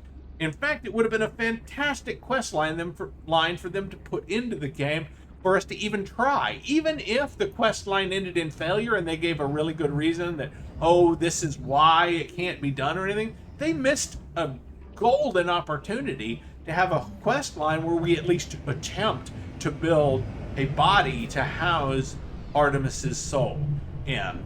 So, but that's my thing here, is that it's like, oh, well, you just can't. You just can't, and there's no real reason given, but you can't. It's either this simulation or nothing. Okay, so that's my viewpoint on this particular moral choice, and that's what they're doing. They're forcing a moral choice on you. You know, it's and not a choice of whether or not you're moral, but a choice based on what your morality tells you is right versus wrong in a situation like this and everything. And so whatever choice you make, technically speaking, is right. You make the right choice no matter what, because you decide what your morals are in this situation. I mean, it's literally not a situation you're ever going to actually encounter, but, you know, if you were able to store someone's soul, you know, and then, you know, had a choice about whether to let them pass on to the afterlife or whether to put them into a simulation to continue living, you know, it's a moral choice. You know, some people, you know, base it on their religion. Some people base it on their personal experiences. Some people base it on their spirituality. It could be any number of things that affect this choice that you make. Now, I'm going to explain my choice when I do this, but know that I have made every choice, and I really feel bad about all of them, because like I said, I think there should be an alternative, such as building a body that Artemis could inhabit, you know, or whatever. But I know a lot more about the story as it progresses and everything. And like I said, spoiler warning, I'm not going to hide things from you guys and everything. I'm just going to reveal them as I just explain things. But this particular fact that I'm talking about, I'm going to explain when I tell you about why I make the decision that I make here in just a moment. So, ask about the simulation. I ask what life would be like inside this simulation. Nada pauses for a moment, staring at me strangely. Nada tells me Artemis would still feel joy at the things they experienced, but if they should learn of their fate, that they were alone, no longer real, unable to meet their friends, such knowledge may cause them great pain. You must choose. Upload them to the machine, to the sub-simulation. Again, note that sub-simulation thing that they're saying, where they may live on, or help Artemis Echo end suffering. Alright, so, and of course, that's all the information we get here. So we have to decide based on that. Now, go and speak with Polo Traveler. They will help you calibrate the machines no matter what your decision. Whatever you do, I am proud of your compassion. You are Traveler friend. Alright? And I'm letting you guys think about this while I go on to the next part. I'm going to tell you what I feel when we get there, but pause the story. Make your own decision. Think of what you would do. And whether you agree with me or not, you know, decide, you know, what you would do in this situation. But, you know, I'm going to then, when I get there, tell you what I'm going to do and why I made the decision that I made. Nada told me what you need to do. Just know, friend, that we support you no matter the choice. I will prepare the machine. It is not a friend's private refuge. Please treat it with care.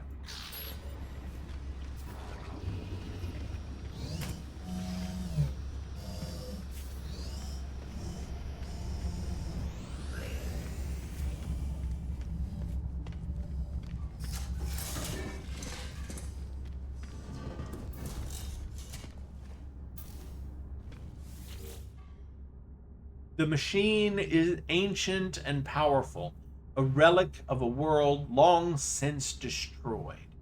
The craft is extraordinary. It is clearly tended to often and with great love. I feel a whisper, Nada's faint hum over the speaker. As they commune with the machine, the words on panel unscramble themselves. Nada entity authorization detected. Secondary simulation.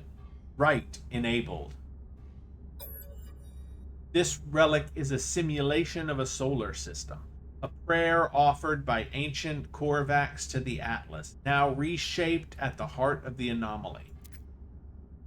A single false solar system, so dear to Nada, it will act as a home for Artemis, should I wish it. Okay.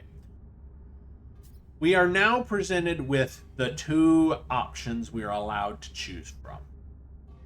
Upload Artemis and allow Artemis to die. Now, let me preface my decision here with a little bit of foreknowledge. And this is because, obviously, I have played through this scenario several times.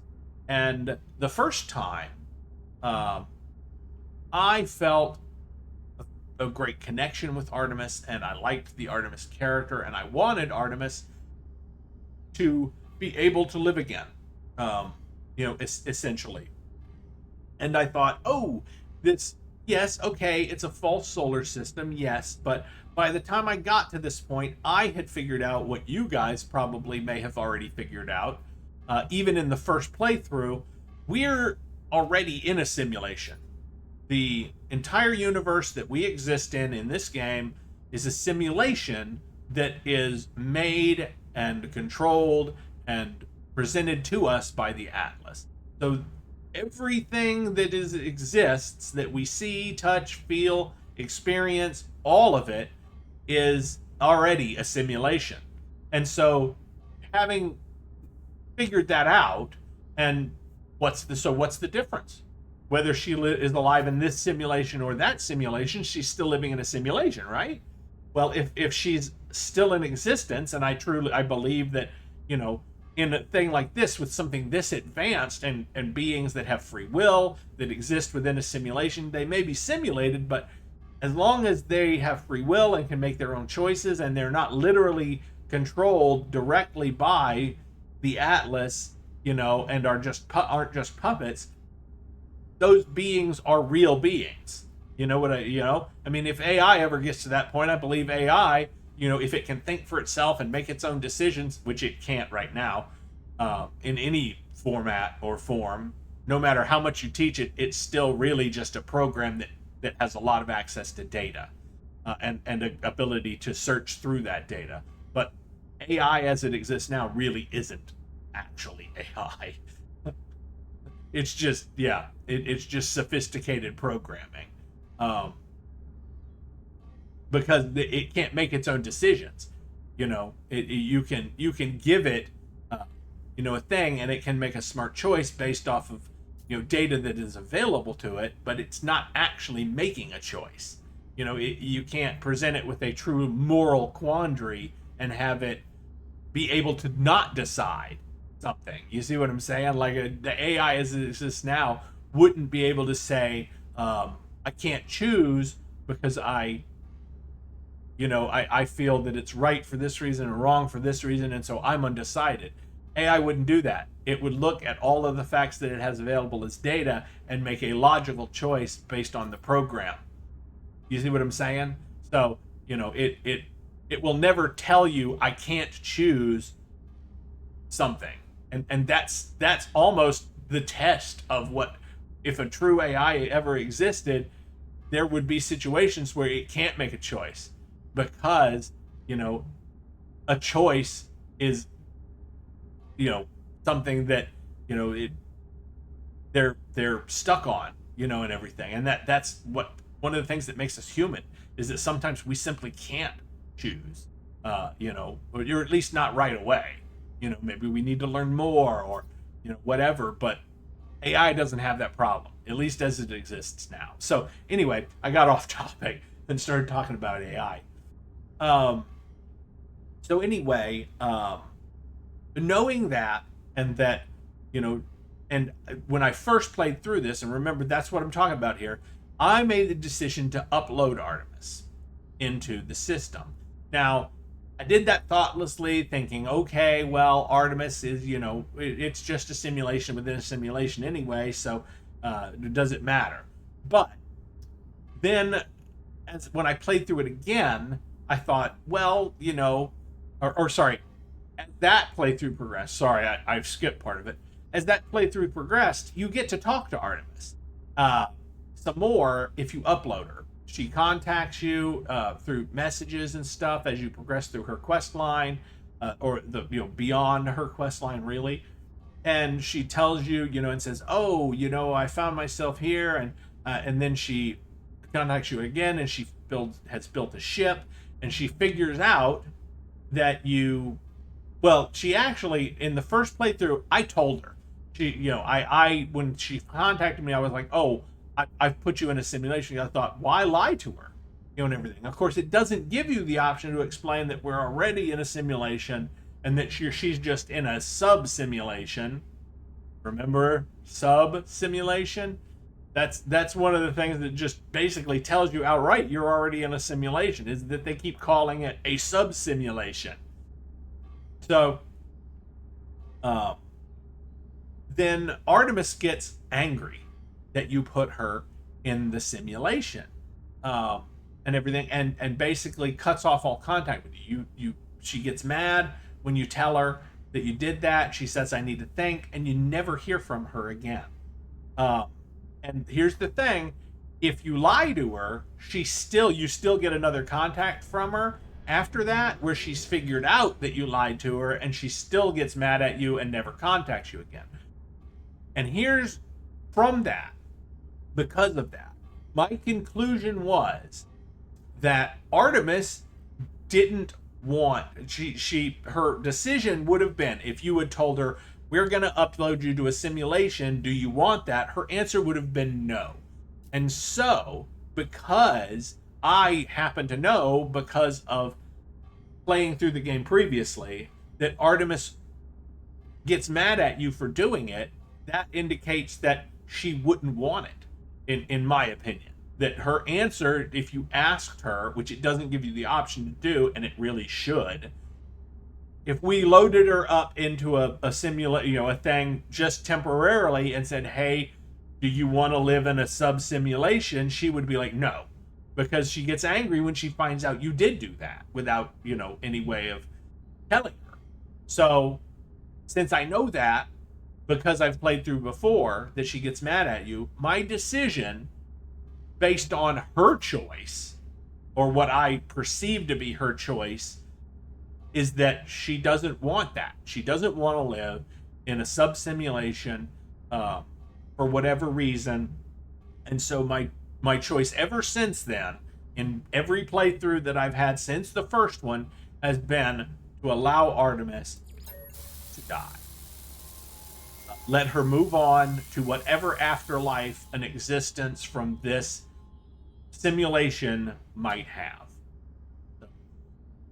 Even though I feel bad about it, because there was a chance that she could live, she didn't want that, based on everything that I know. And so my choice was made simply for that reason. And there you go. I don't know what choice you'll make. I don't know, what choice whether you'll agree with my choice or not, but I think that people have self-determination, and that is what makes them people.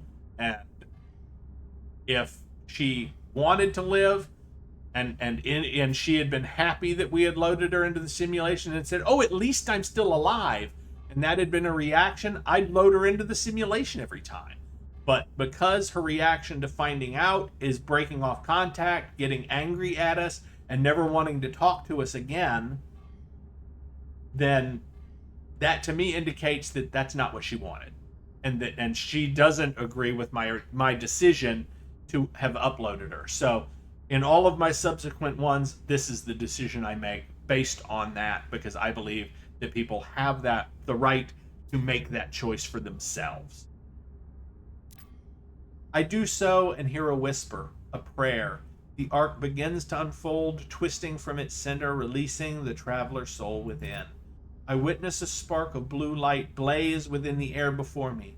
It fades after a moment, and with it, the last remnant of Artemis within this world. I hear Nada's voice over the speaker, intelligible now and reassuring. They tell me that it is done. Artemis is at peace now. They suggest I do not dwell on these moments. They tell me that I did the right thing. And don't be too relieved by that he says that. He says that anyway. Whether you put her in or whether you let her go, they reassure you that you did the right thing either way, and everything. Because yeah, I mean and that's perfectly reasonable, because like I said, it's a choice that you make, and you decide whether or not your choice was the right one. I mean, you know, either way really has arguably its, you know, good points and its bad points. And like I said, I explained why I made the decision that I made, but anybody who makes a different decision, I completely understand. You know, that my choice here is not the only one, and it's only based off of the way I feel about it, not the way you may feel about it. You know, you may feel that not helping her to live in the simulation is murder, and if that's the way you feel, I understand, you know, and everything. It's how you feel about it.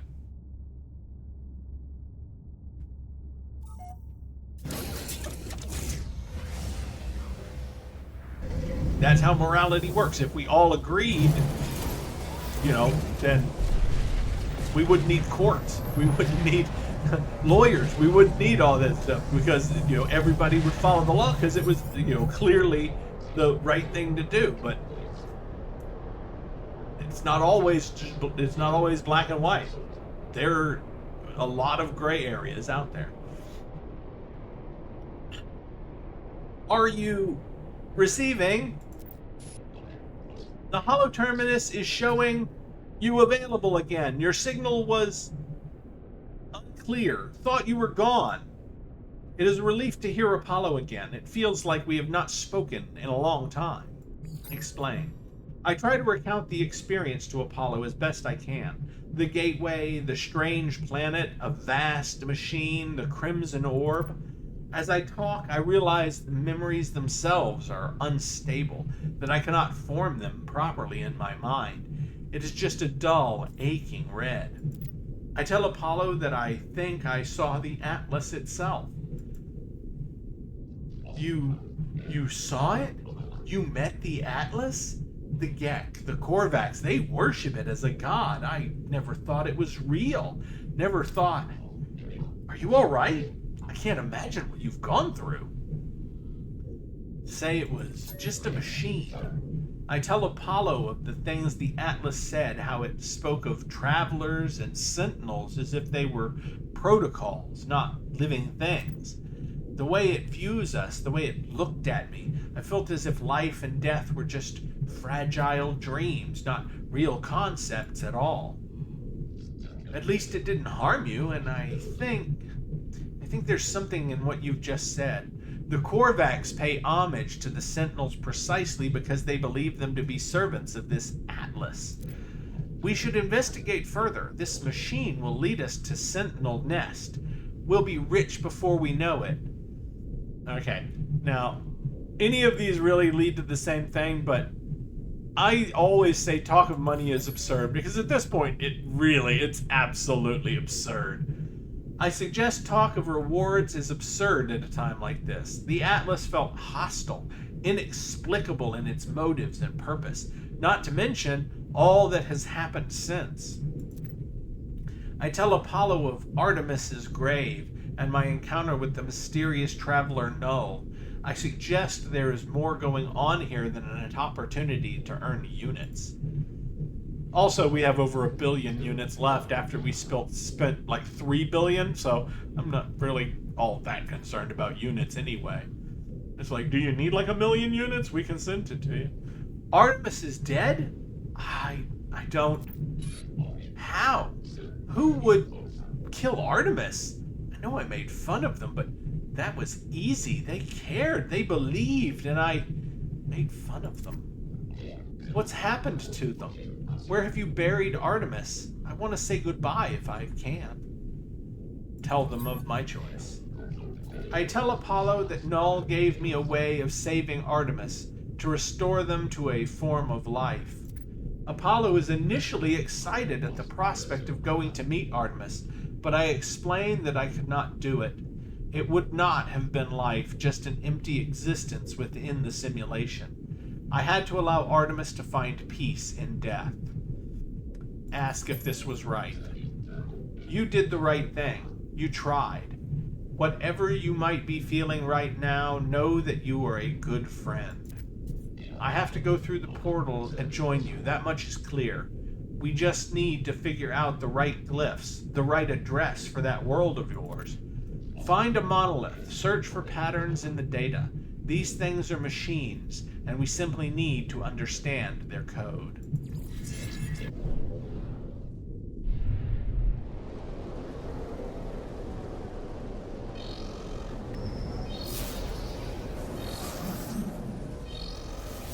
Scramble that scan! Scramble that scan! I'd like a scan omelet, please. That would be scrambled with ham and cheese and onions.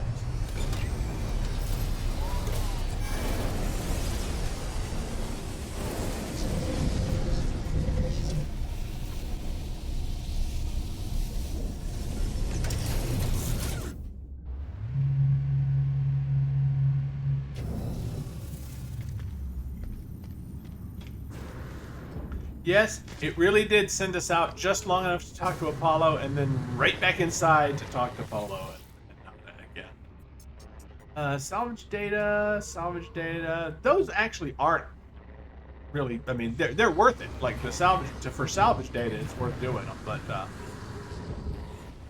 if that really only if you don't already have a bunch of salvage data on hand. Welcome home, traveler entity. Nothing has changed. Everything is the same. Nada does not joke. Ask about the anomaly. Polo is always being busy. Little improvements here, there, optimizing, enhancing. With all the time we have, Polo entity can fix many things. I have no idea why it wanted us to come back just to hear that. You look surprised, traveler friend. Do you not remember Nada or I? You know you are always welcome on our little home. Ask about the anomaly. Polo seems confused by my question. They maintain this station has always been their home, ever since they first met Nada and began its construction. No idea. How have I never seen that? I'm gonna be honest with you guys. I don't remember having ever seen that interaction with those two before. It still tells me to. It's still telling me to talk to them. How weird. I think Polo and Nada and Polo may be bugged, guys.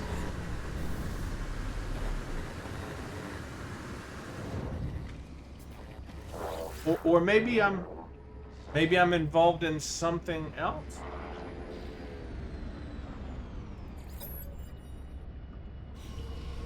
No? Okay. So that's weird. That is odd. So there's obviously a bug that's been introduced.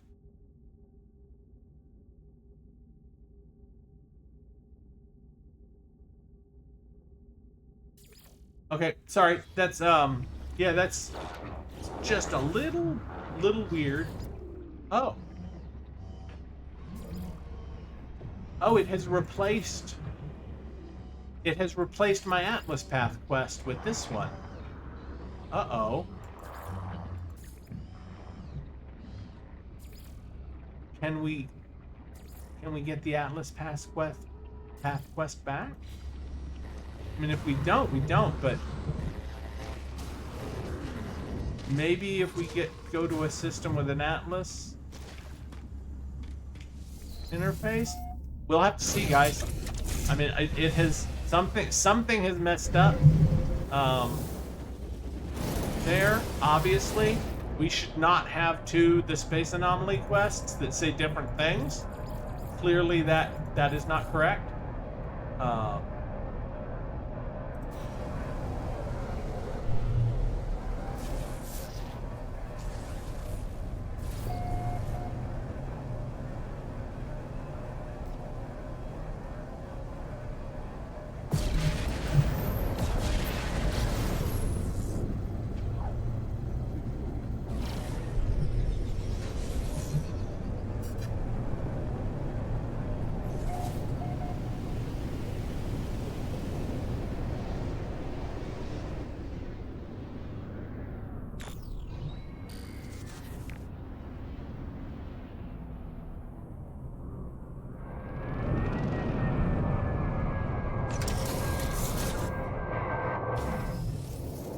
Extreme Sentinel added.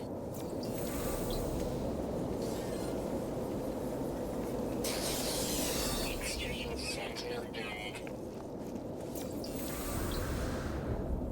Please stop scanning me, Extreme Sentinel. Extreme Sentinel added.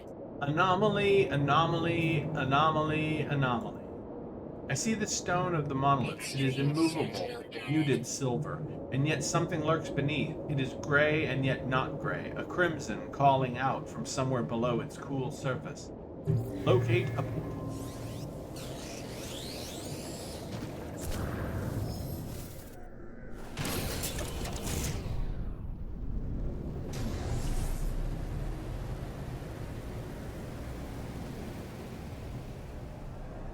Up and out and over to the portal. Not far either. 20 seconds.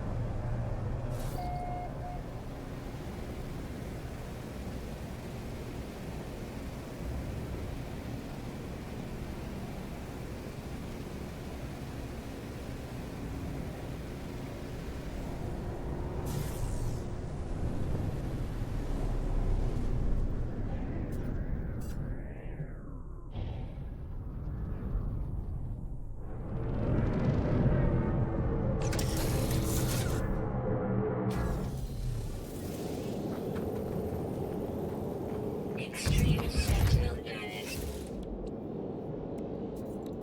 Charge me! Charge me! Let's see. Technology recharge. Technology recharge. Technology recharge. Technology recharge. Technology recharge. Technology recharge. Technology recharge. Technology recharge. Be nice if it told you how many you actually had of each of these, so you weren't like using your last 6 or something. I think we're good. I think we have a lot of everything. But Technology recharge.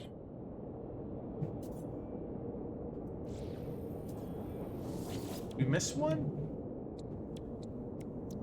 Yep, that didn't completely charge out. Technology recharge. There. Traveler capture loop enabled. Anomaly event contained. The portal seems to beg me as I approach, demanding my attention. It requires me to activate it. It requires me to travel on. I am unsure if I should listen. Request this planet's address. Here you go, guys. Here's the address of this planet if you want to come visit. I'm not going to build a base here or anything, but hey, if you want to just visit a planet I named, you now have a address to go to. Technology recharge.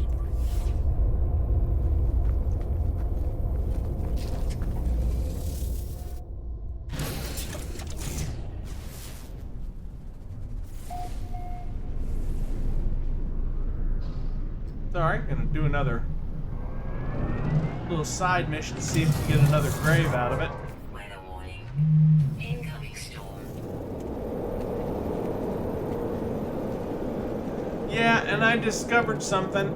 If you find one of these and it has a traveler and you mark it, the travelers will also reset if you and I don't know how long it takes or how they reset exactly, but sometimes if you come back, they'll send you to their grave a second time, and you can get And you can actually get all your glyphs that way. If you figure out how, or just wait long enough for them to reset over and over again, you can get all 16 glyphs like that. Which really comes as a irritating revelation, because I played one of the last couple of times that I played through this, I had a bug come up, and I wanted to use the portals to get back to some systems that I had access to in a previous playthrough, that I lost that save, actually due to an error on an expedition. I went on the expedition and it got stuck. I had a bug that came up and I couldn't progress the expedition any further because of the bug, and I had to restart that save all from fresh so that I could rerun the expedition. Because the character was stuck and I couldn't get past the first. It was the Titan expedition.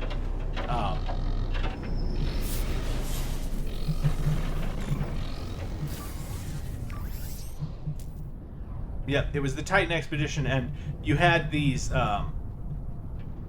meeting spots you had to go to that were on certain planets, and then you had to take a picture there and everything.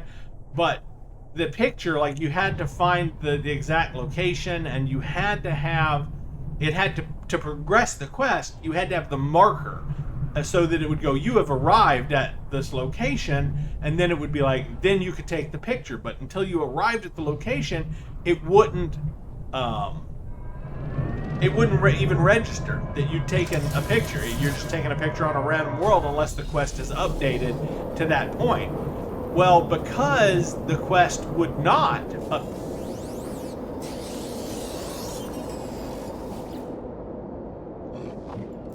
Warning. Sentinel drones activated. Okay, I'm sorry. This is new. Gra, you are the one I await, the interloper. Our ancestors speak of your allegiance to the Viking in the Great War. Together we fight the Sentinel Plague. I seem to have jolted the Viking out of a trance. They compose themselves and address me politely. Their hulking muscles are poised with perfect civility. Ask why they are out here. The Vikings share some footage. I recognize Enforcer Umzom themselves in the video, but with none of their present serenity. They stand atop a shattered Sentinel walker, laughing maniacally, firing their multi-tool into the air. Ask about the crashed ship. Enforcer Umzom turns to face their ship and sighs. Their journey has been halted by an equipment failure, and they are a warrior, not a mechanic. They offer cargo in exchange for any help. Okay, well that's interesting. And it looks like I'm going to have to kill my way to peace and prosperity in the current age.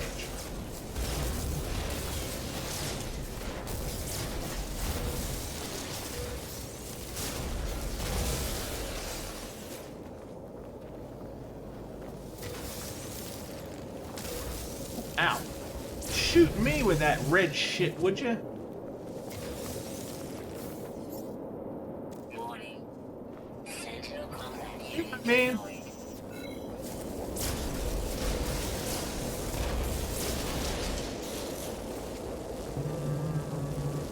There they are.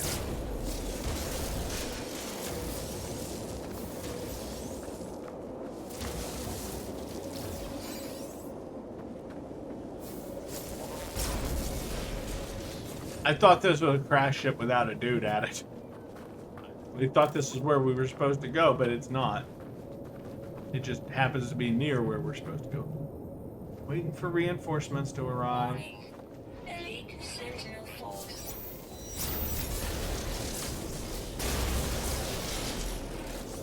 I figure we'd just kill them, because we're going to have to deal with it. It's an aggressive Sentinel planet. It's going to keep sending us to locations on it anyway, so we might as well deal with them. Warning. Sentinel walker detected.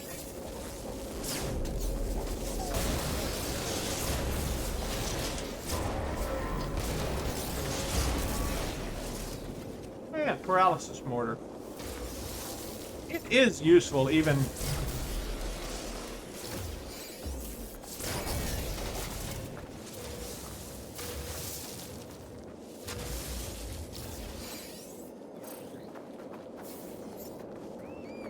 It's especially useful for the corrupted sentinels. Warning. Sentinel walker detected.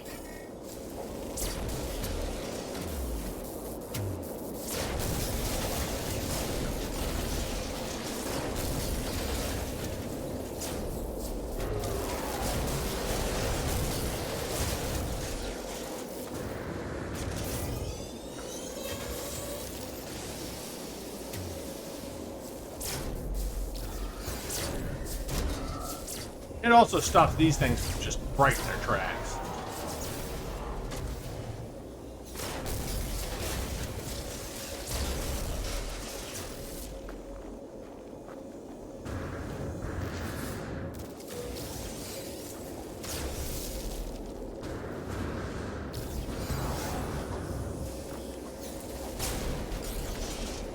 Oh, little healer bot. Oh, I know I'm missing one. I just can't see. Is it over the hill again? Ew.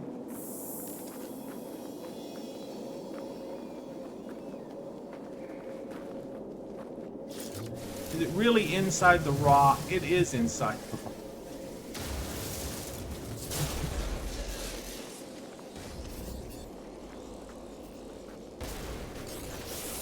And the local sentinel network is down.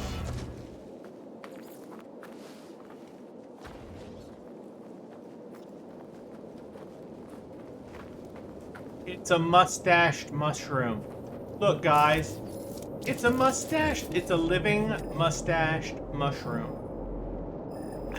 That's fantastic. So good.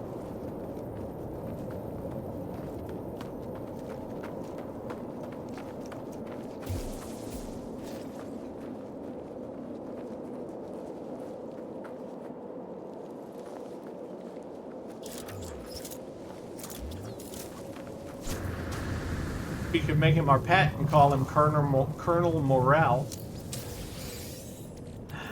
Oh.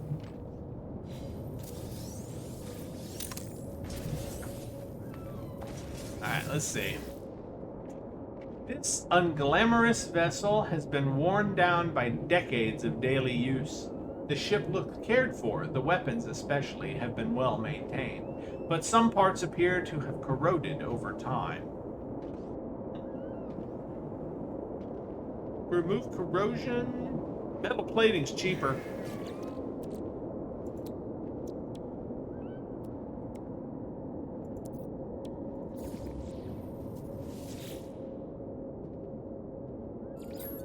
I replaced the corroded parts with fresh metal sheeting, ensuring there will be no need to revisit them for some time.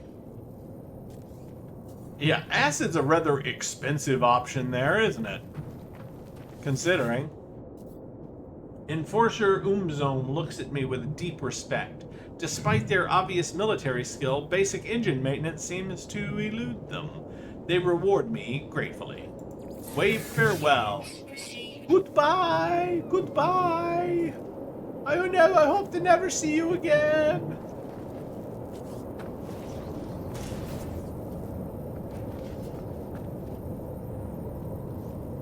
Okay. I thought I heard some... Oh, there are some green things over here. We need to go loot those, huh? Probably just some, salvage glass and some combat ammunition. Considering I don't actually use the ammunition, we have a lot of it. But who the bunch? Alright, so... We are close. Let's not take off. Let's just see if we can't find it. Just walk into it.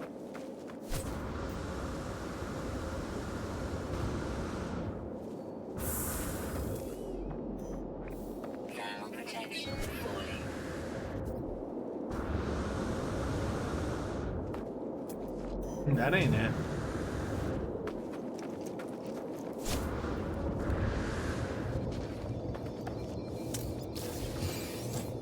Might as well see if we can get a ship out of it. I know it's random, but I'm taking in the view from cameras that feed in the view from the top of the transmission tower when I notice an urgent bleeping. An unanswered transmission seems to be logged with the operations terminal. The voice of a ship's pilot calmly intones news of its imminent death to its superiors, or perhaps its family. Its words, however, are lost in static. Only a wavelength cipher remains. If I can crack the code, I can perhaps ascertain its true fate and salvage its valuable ship.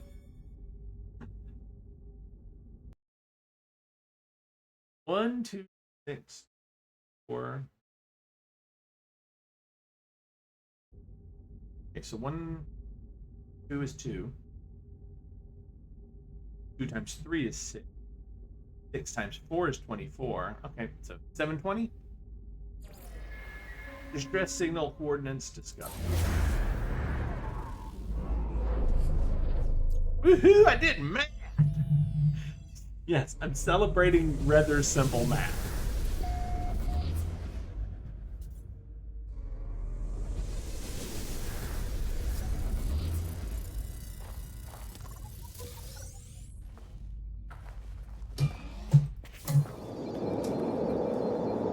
I am not one of those geniuses that can do math in my head. I'm one of those geniuses that would be stupid enough to have formulas tattooed on my ass.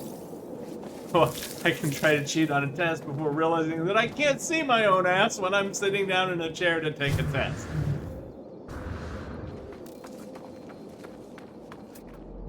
I'm kidding. I didn't do that, and I wouldn't do that, but it is apropos in a way. I'm not good at math, okay? I'm not good at math. Damn, I'm coming across a lot of those. There is another one. Or maybe it's the same one?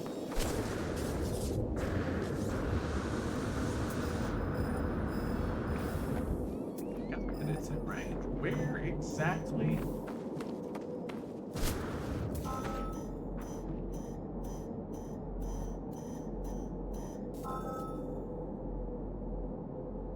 Oh.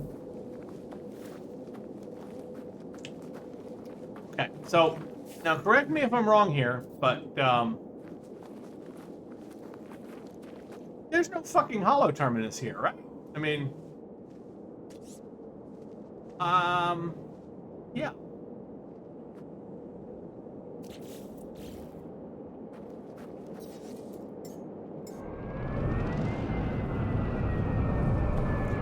Damn it. This is not the first time we've had issues of this nature. Yeah, that's not gonna help. Sorry, I should have just what I intended to do was look, a portal. There's like a portal right there.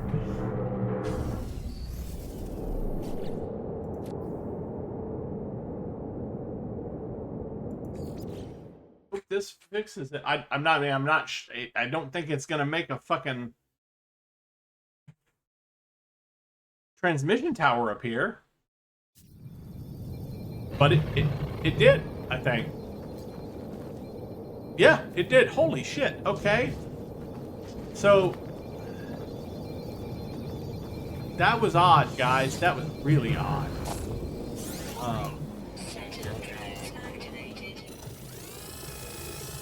And clearly that's why it wanted me to have to reload, so I had to deal with another round of Sentinel drones. I could take off.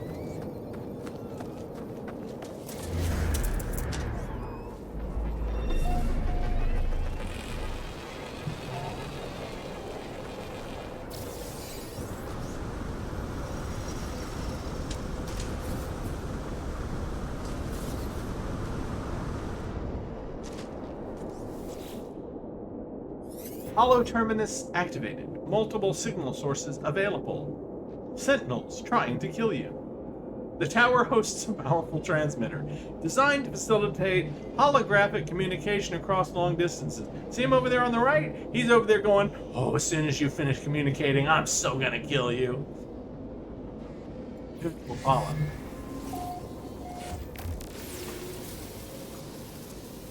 Mine you to death. Go away. Have you found the glyphs for your world? I'm almost ready. My suit is upgraded, my stomach is full, and I've hired a Gek to look after my farm while I'm away. Now here's the thing. I have to ask about the farm. And it doesn't give me these words, but you know, it's just so apropos. Apollo, did you buy the farm? Sorry, I can't help it. Ask about the farm. Yes, I have a farm. What of it? It's not much, mostly fruit I've found in my travels, but I'm hoping to expand. Anyway, this is no concern of yours. We have a portal to attend to, do we not? And I feel like that's even an intentional misunderstanding of my joke. As I look at Apollo, I think of all that I saw within the portal, of what happened to Artemis when they walked the same path. I think of the face of the Atlas, of the way Nada warned me not to return to those tunnels. I do not know if the portals are safe. I've said it before. He knows. He knows that they're probably not safe. In fact, he knows they killed Artemis. And it's his choice. I'm going to give him the glyphs. I give Apollo the glyphs, asking them to take care, to remember what happened to Artemis. They assure me that they will, promising to see me soon. Before I go, they advise me to find out what I can from this so-called null. They warn me to be careful, too.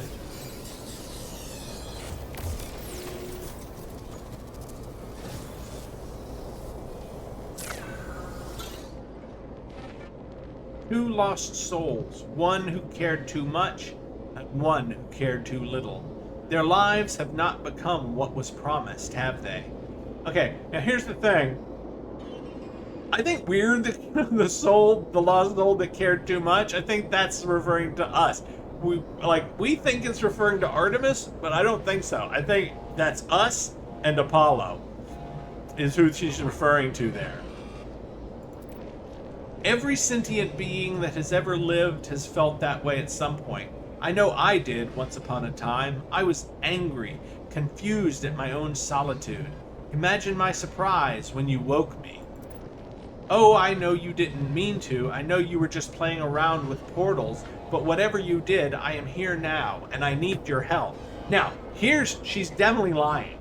And we know she's lying because we didn't start fucking around with portals until long after we got our first 4 messages from her. You know, the ones where she's like, you are not alone. We know that those are from her. She's the only one that has ever said that to us, ever. All of those other times that's appeared, that has been her. And now she's clearly lying about it. She's saying that she was awoken by us when we started messing with portals, and that is not true. She has been manipulating us from the start, and now we know that she's manipulating us because she's lying to us about it. Okay, sorry. But whatever you did, I am here now, and I need your help. The Atlas, it is not what you think it is. Something is happening to the universe, something I need your help to figure out. Ask why they need your help, and then they lie to us again. The Sentinels do not just keep the peace across the universe, their motives run deeper than that, seeking out anomalies in the multiversal structure and eliminating them from existence. Have you looked at me? What do you think a Sentinel would do if they came across my form? No, it has to be you, Traveler. Yeah, but I've also seen every other Traveler that we've met, and they all look weird. The Sentinels would attack all of them. They're all anomalies. Travelers are all anomalies of one kind or another. This is just a bullshit excuse that she's giving because, again, she's manipulating us. There is an observatory nearby. It will lead you to the location of a crashed freighter of great interest to our investigation. There we will find the first secret, I am sure of it. Know that the Atlas is neither enemy nor friend to us, no more than the air or the wind might be called such names. But it is terrified. It is in pain, and we have a responsibility to help its suffering, no matter the cost.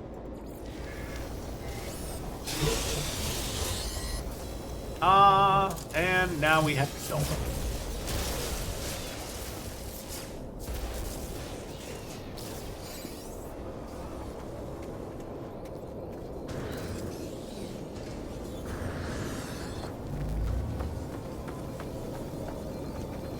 Let's see. This might work.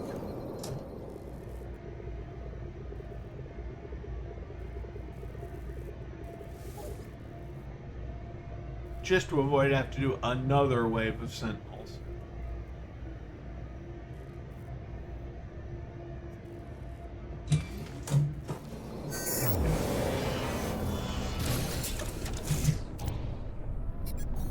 There we go. Alright. Before we leave the area... There it is. I visit every archive until I have all the glyphs. Because you don't meet travelers at outlaw stations. You sometimes meet them at normal stations, which we actually did encounter one, and I paid a passport just to get the glyph from him, so we could interact with him. But we don't have to do that if we meet one at one of these. And we did not. Damn it. I was hoping, though.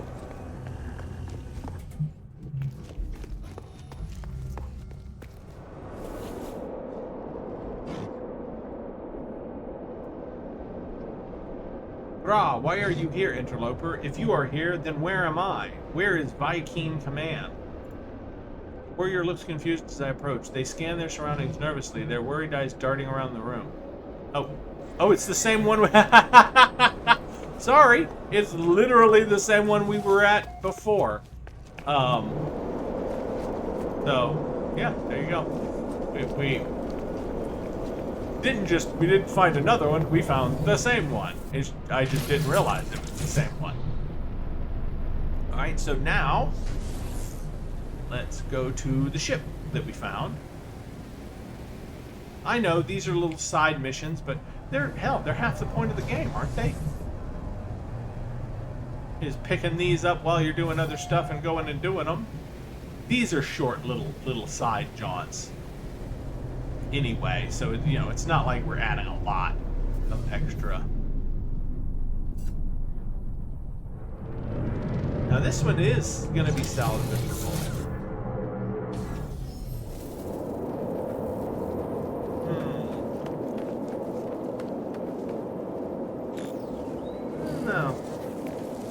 Trying to decide what part I want to keep. Maybe the engine? That's not a bad engine. I'm not sure I like the circle thing, and I don't like this fuselage. That is an awful fuselage in my opinion. It's a B class. I mean, it doesn't really matter what class it is because when you put it together, but it does have an S class thing in it already. Gonna claim it? Protection falling. But at least it is the right type. We do want to. I did want to get fighter parts. Warning. Sentinel drones activated. Ah, you sons of bitches.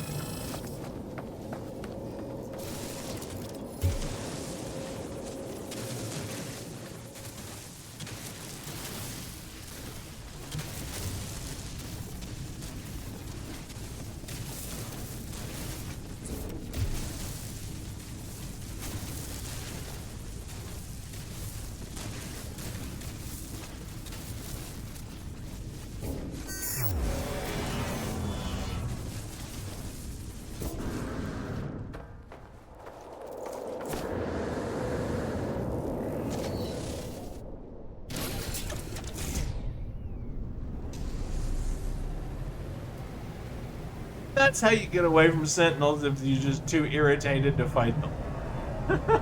Just dig a big curving tunnel so they can't see straight to you, and come back to your ship from around the other way.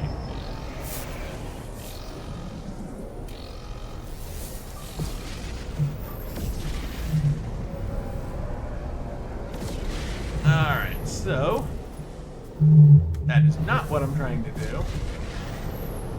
Oh, it wants us to go. I was like, where's the marker? We can't find it because it wants us to go to the space anomaly again first.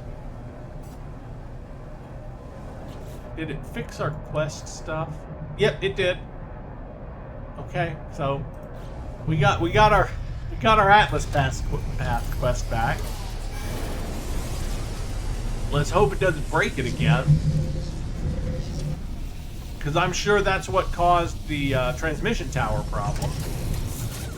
Okay, I'm going to pause you guys for a couple of minutes in my time, a couple of seconds in your time. I'll be right back.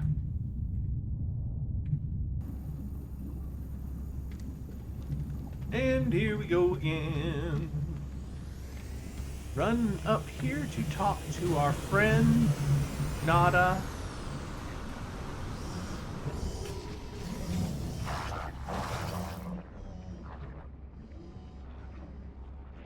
You are becoming more visible to Nada, traveler friend. Your eyes lend themselves to our small convergence. This makes Nada happy. Nada is not happy with other events. Portals are infected, vector for corruption. Artemis entity perished in the portal. Apollo entity will only spread corruption. Danger. Ask more. Atlas falsity watches the portals. Portals belong to them. Those who enter may belong to Atlas falsity. Great danger.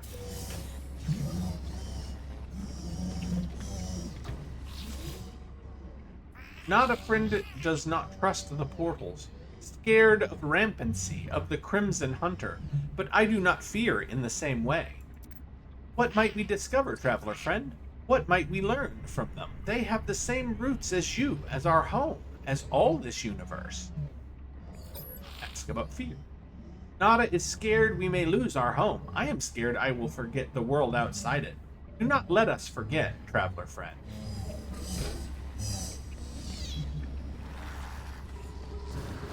And don't forget in this, Nada is just a Korvax. I mean, he's sort of an anomalous Korvax, but he's a Korvax. And that's it. Polo is an actual traveler, at least according to the story as it's been told to us so far. Polo is a traveler, and Nada is not a traveler.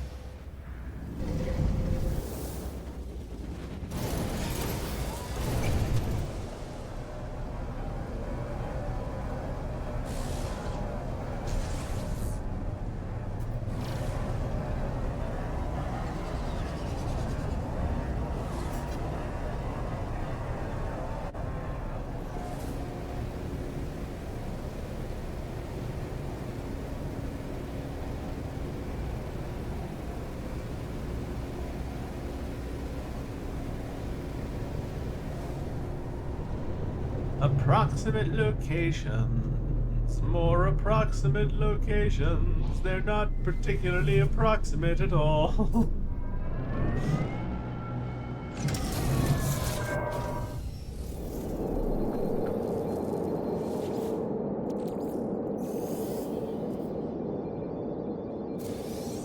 This is what I was talking about the salvage data. We're eventually going to accumulate, just by sheer happenstance, we're going to accumulate some more salvage data over time. We'll eventually be able to buy everything, just because we're gonna, happen upon. Man, I really do like that they've added that quest marker. A red, jagged, and recent bite mark is wrapped around the entirety of the warrior's neck. Claw marks scar their chest, and their exosuit lights flash red. The wound appears to be infected, clogged by dust and sand. Victory in battle, interloper. My suit malfunctions, but the Viking ancients smile. The lifeform barks contentedly at me, satisfied by their narrow victory. It's clear, however, that the warrior's injuries are severe. They have trouble breathing. Recharge their exosuit. The warrior's healing systems come back online. They put on a show of protest, gesturing that they were fine. However, they discreetly offer me an upgrade module in thanks.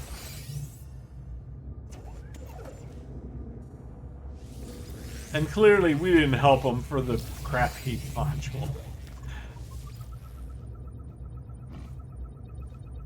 You do sometimes get a good one from these guys, but it's pretty rare.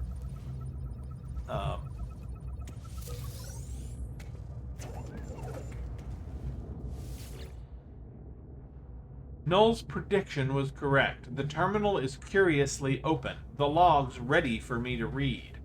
I wonder why their prediction would be correct.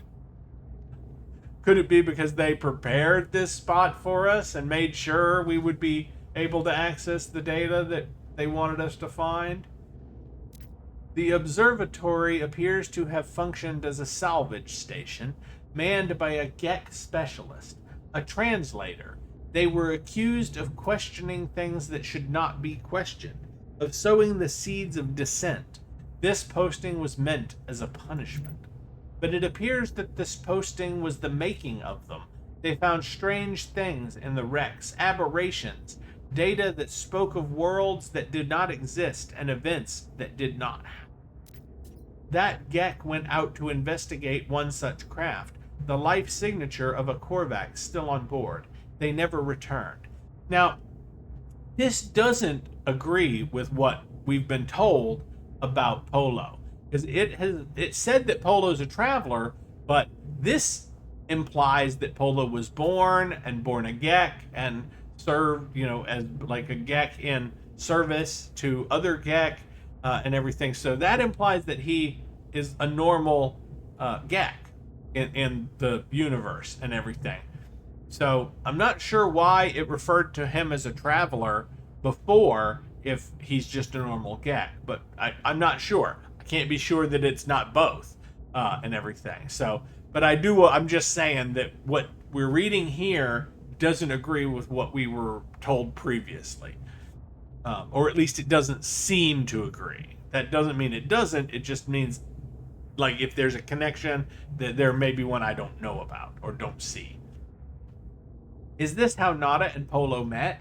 Is this how my friends found each other? There is a signal on the console, a warning on repeat. 16 short bursts of data in a loop. Extract coordinates. I extract coordinates for the distress signal. A crashed vessel awaits me on another world.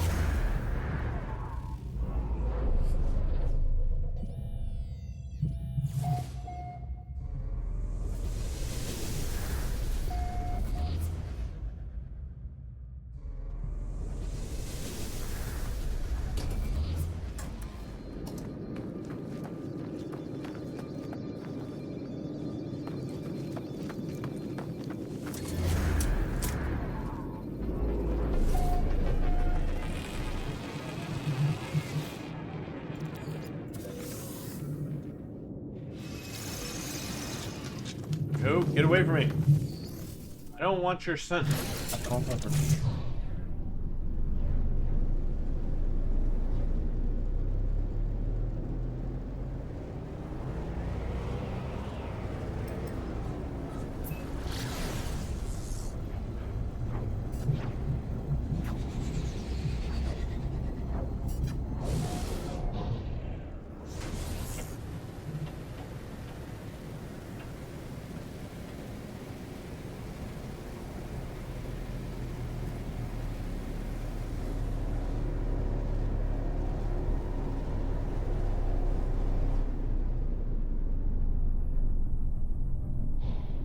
Crashed freighter shouldn't be hard to find. Yeah, there it is.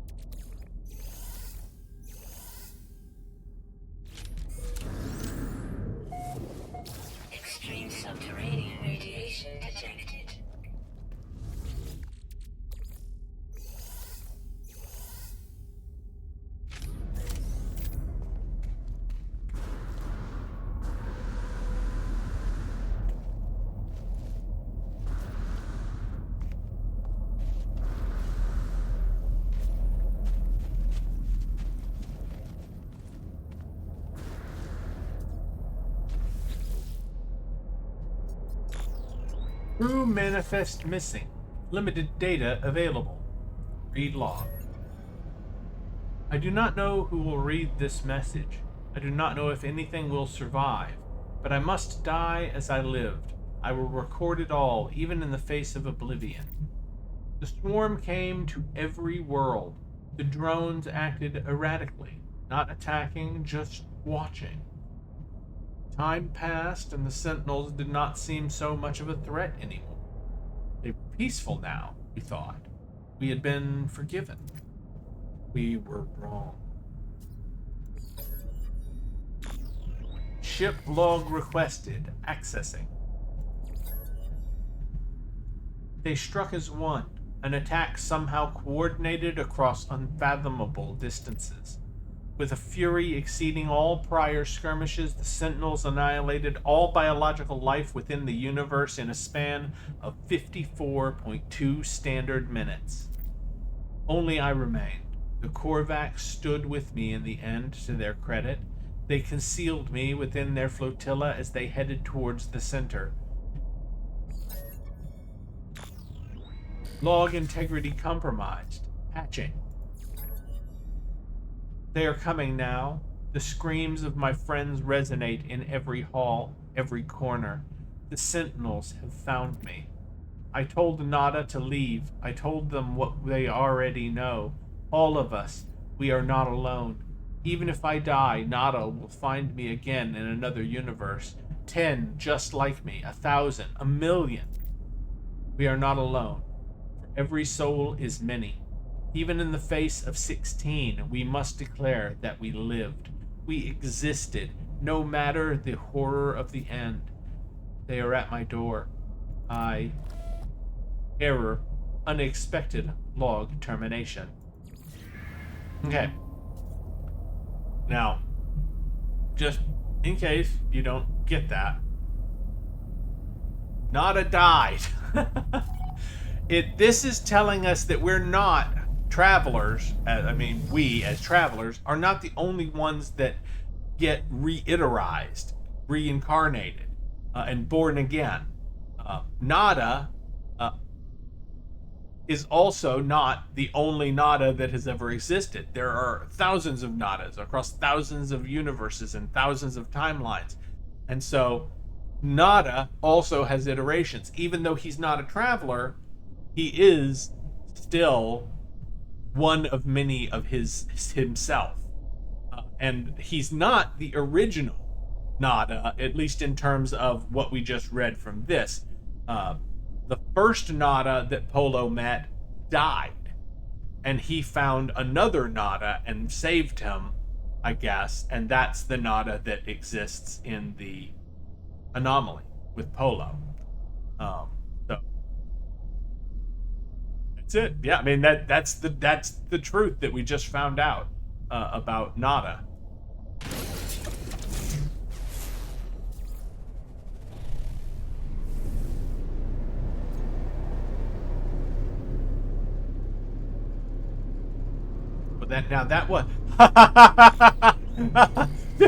That's funny. There was literally a hollow terminus directly behind the freighter.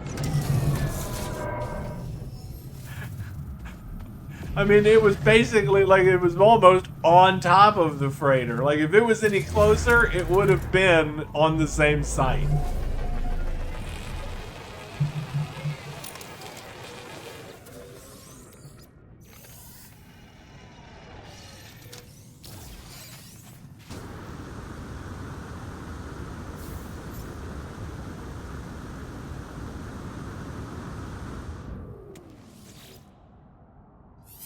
Hollow terminus activated. Multiple signal sources available. The tower hosts a powerful transmitter designed to facilitate holographic communication across long distance. And of course, we've read that before. Speak to Null.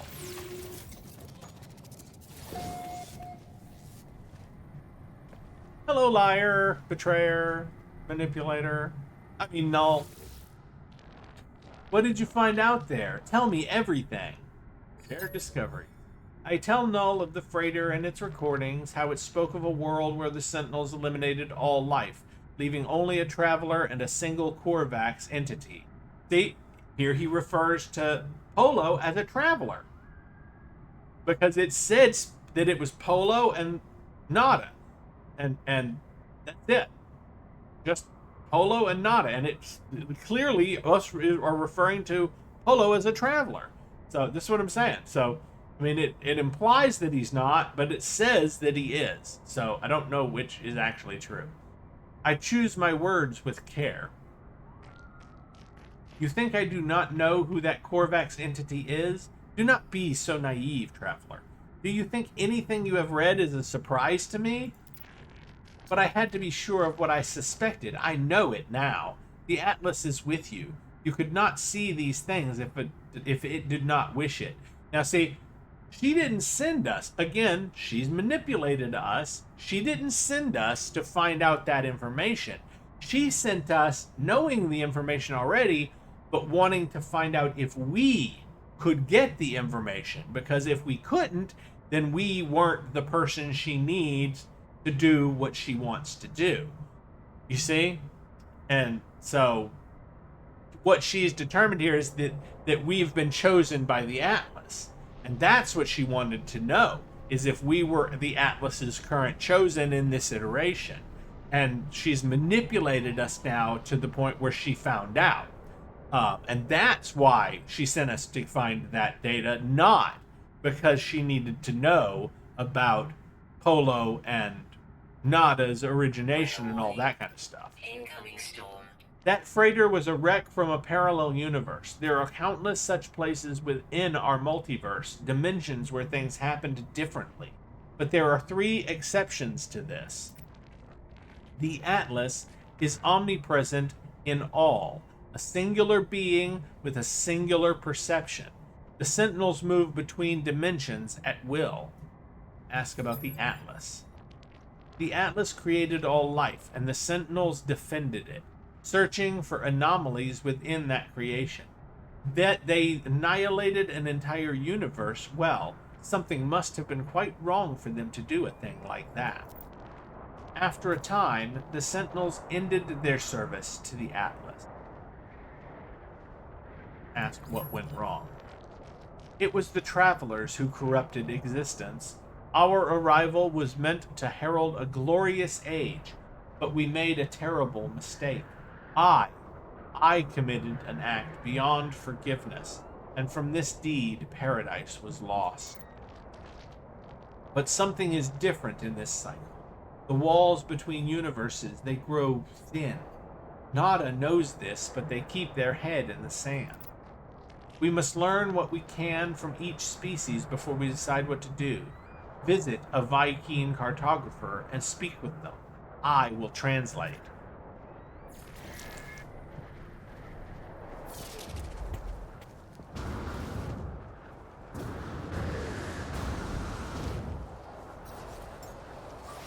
Technology recharge. Technology recharge.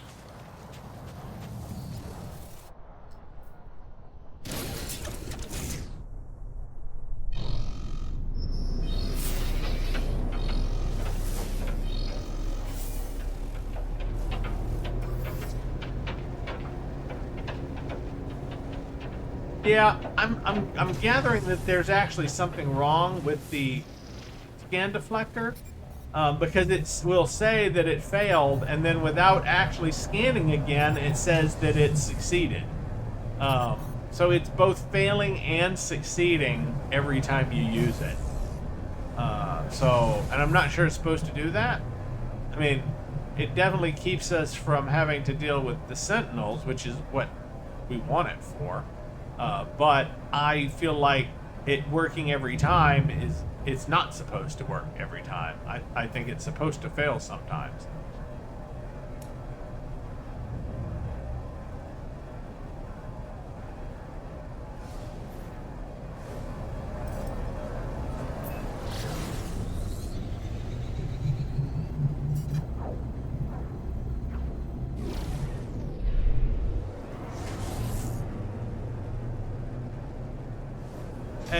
And really it only matters in terms of our Outlaw playthrough. I mean, I just feel like that if it failed sometimes, yeah, it would annoy me. I would be annoyed. But then wouldn't you be annoyed if you were an outlaw and they caught you, and tried to, track you down or fight you down or whatever it would be because you had, cargo that they found in your hold, and everything. Yeah, you'd be annoyed and everything. So, I mean, that's part of it, but it seems like it really is broken somehow.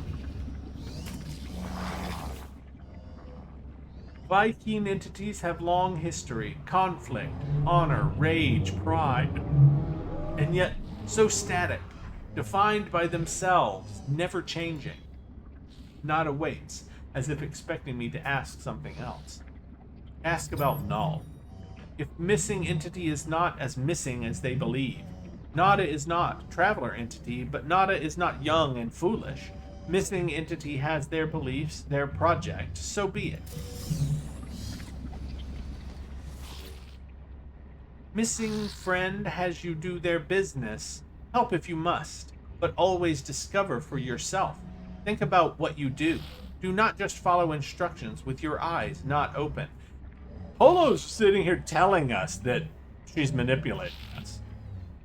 I mean, he doesn't exactly come out and say it, but he basically just came out and said it. Don't just do everything they ask you to do or tell you to do. Ask about Viking. Big grumpy fellows. They do not like friendly little gang. Perhaps they are wise. Like all beings, you will see their value if you get to know them.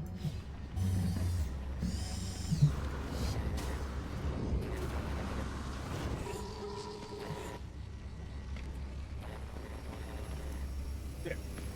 I say, where did we park? This anomaly is just like the Walmart parking lot. I can't find my damn car. Looks like every other car.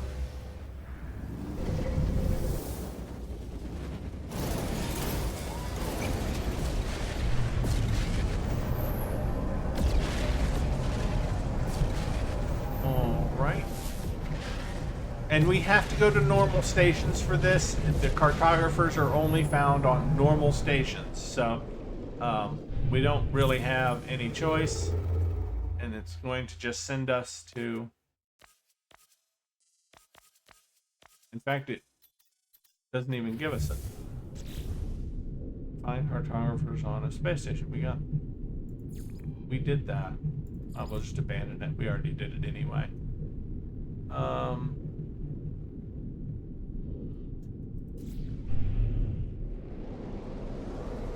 Oh, I know how to... We'll do it from here.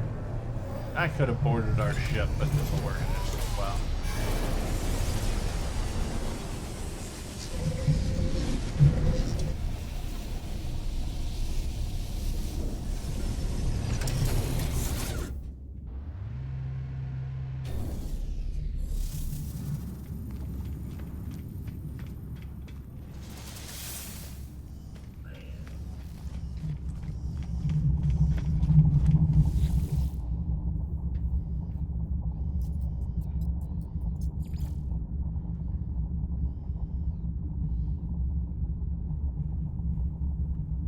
Should be able to go to any regular Viking station.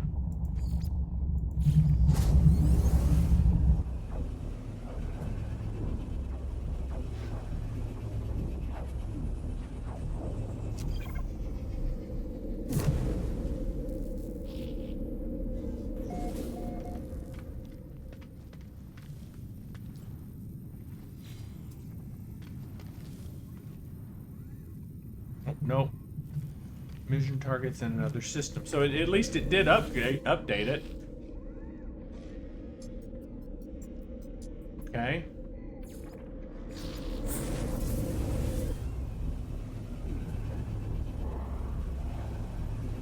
Yeah, you may notice that wasn't there until I warped somewhere. It didn't update it until after.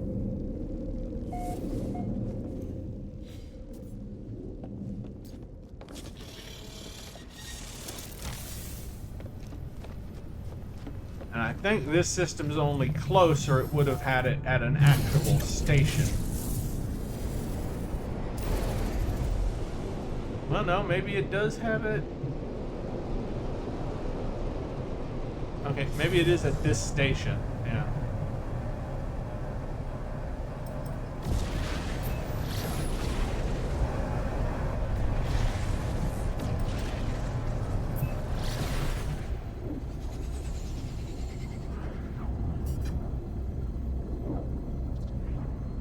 This is the first time we visited this station.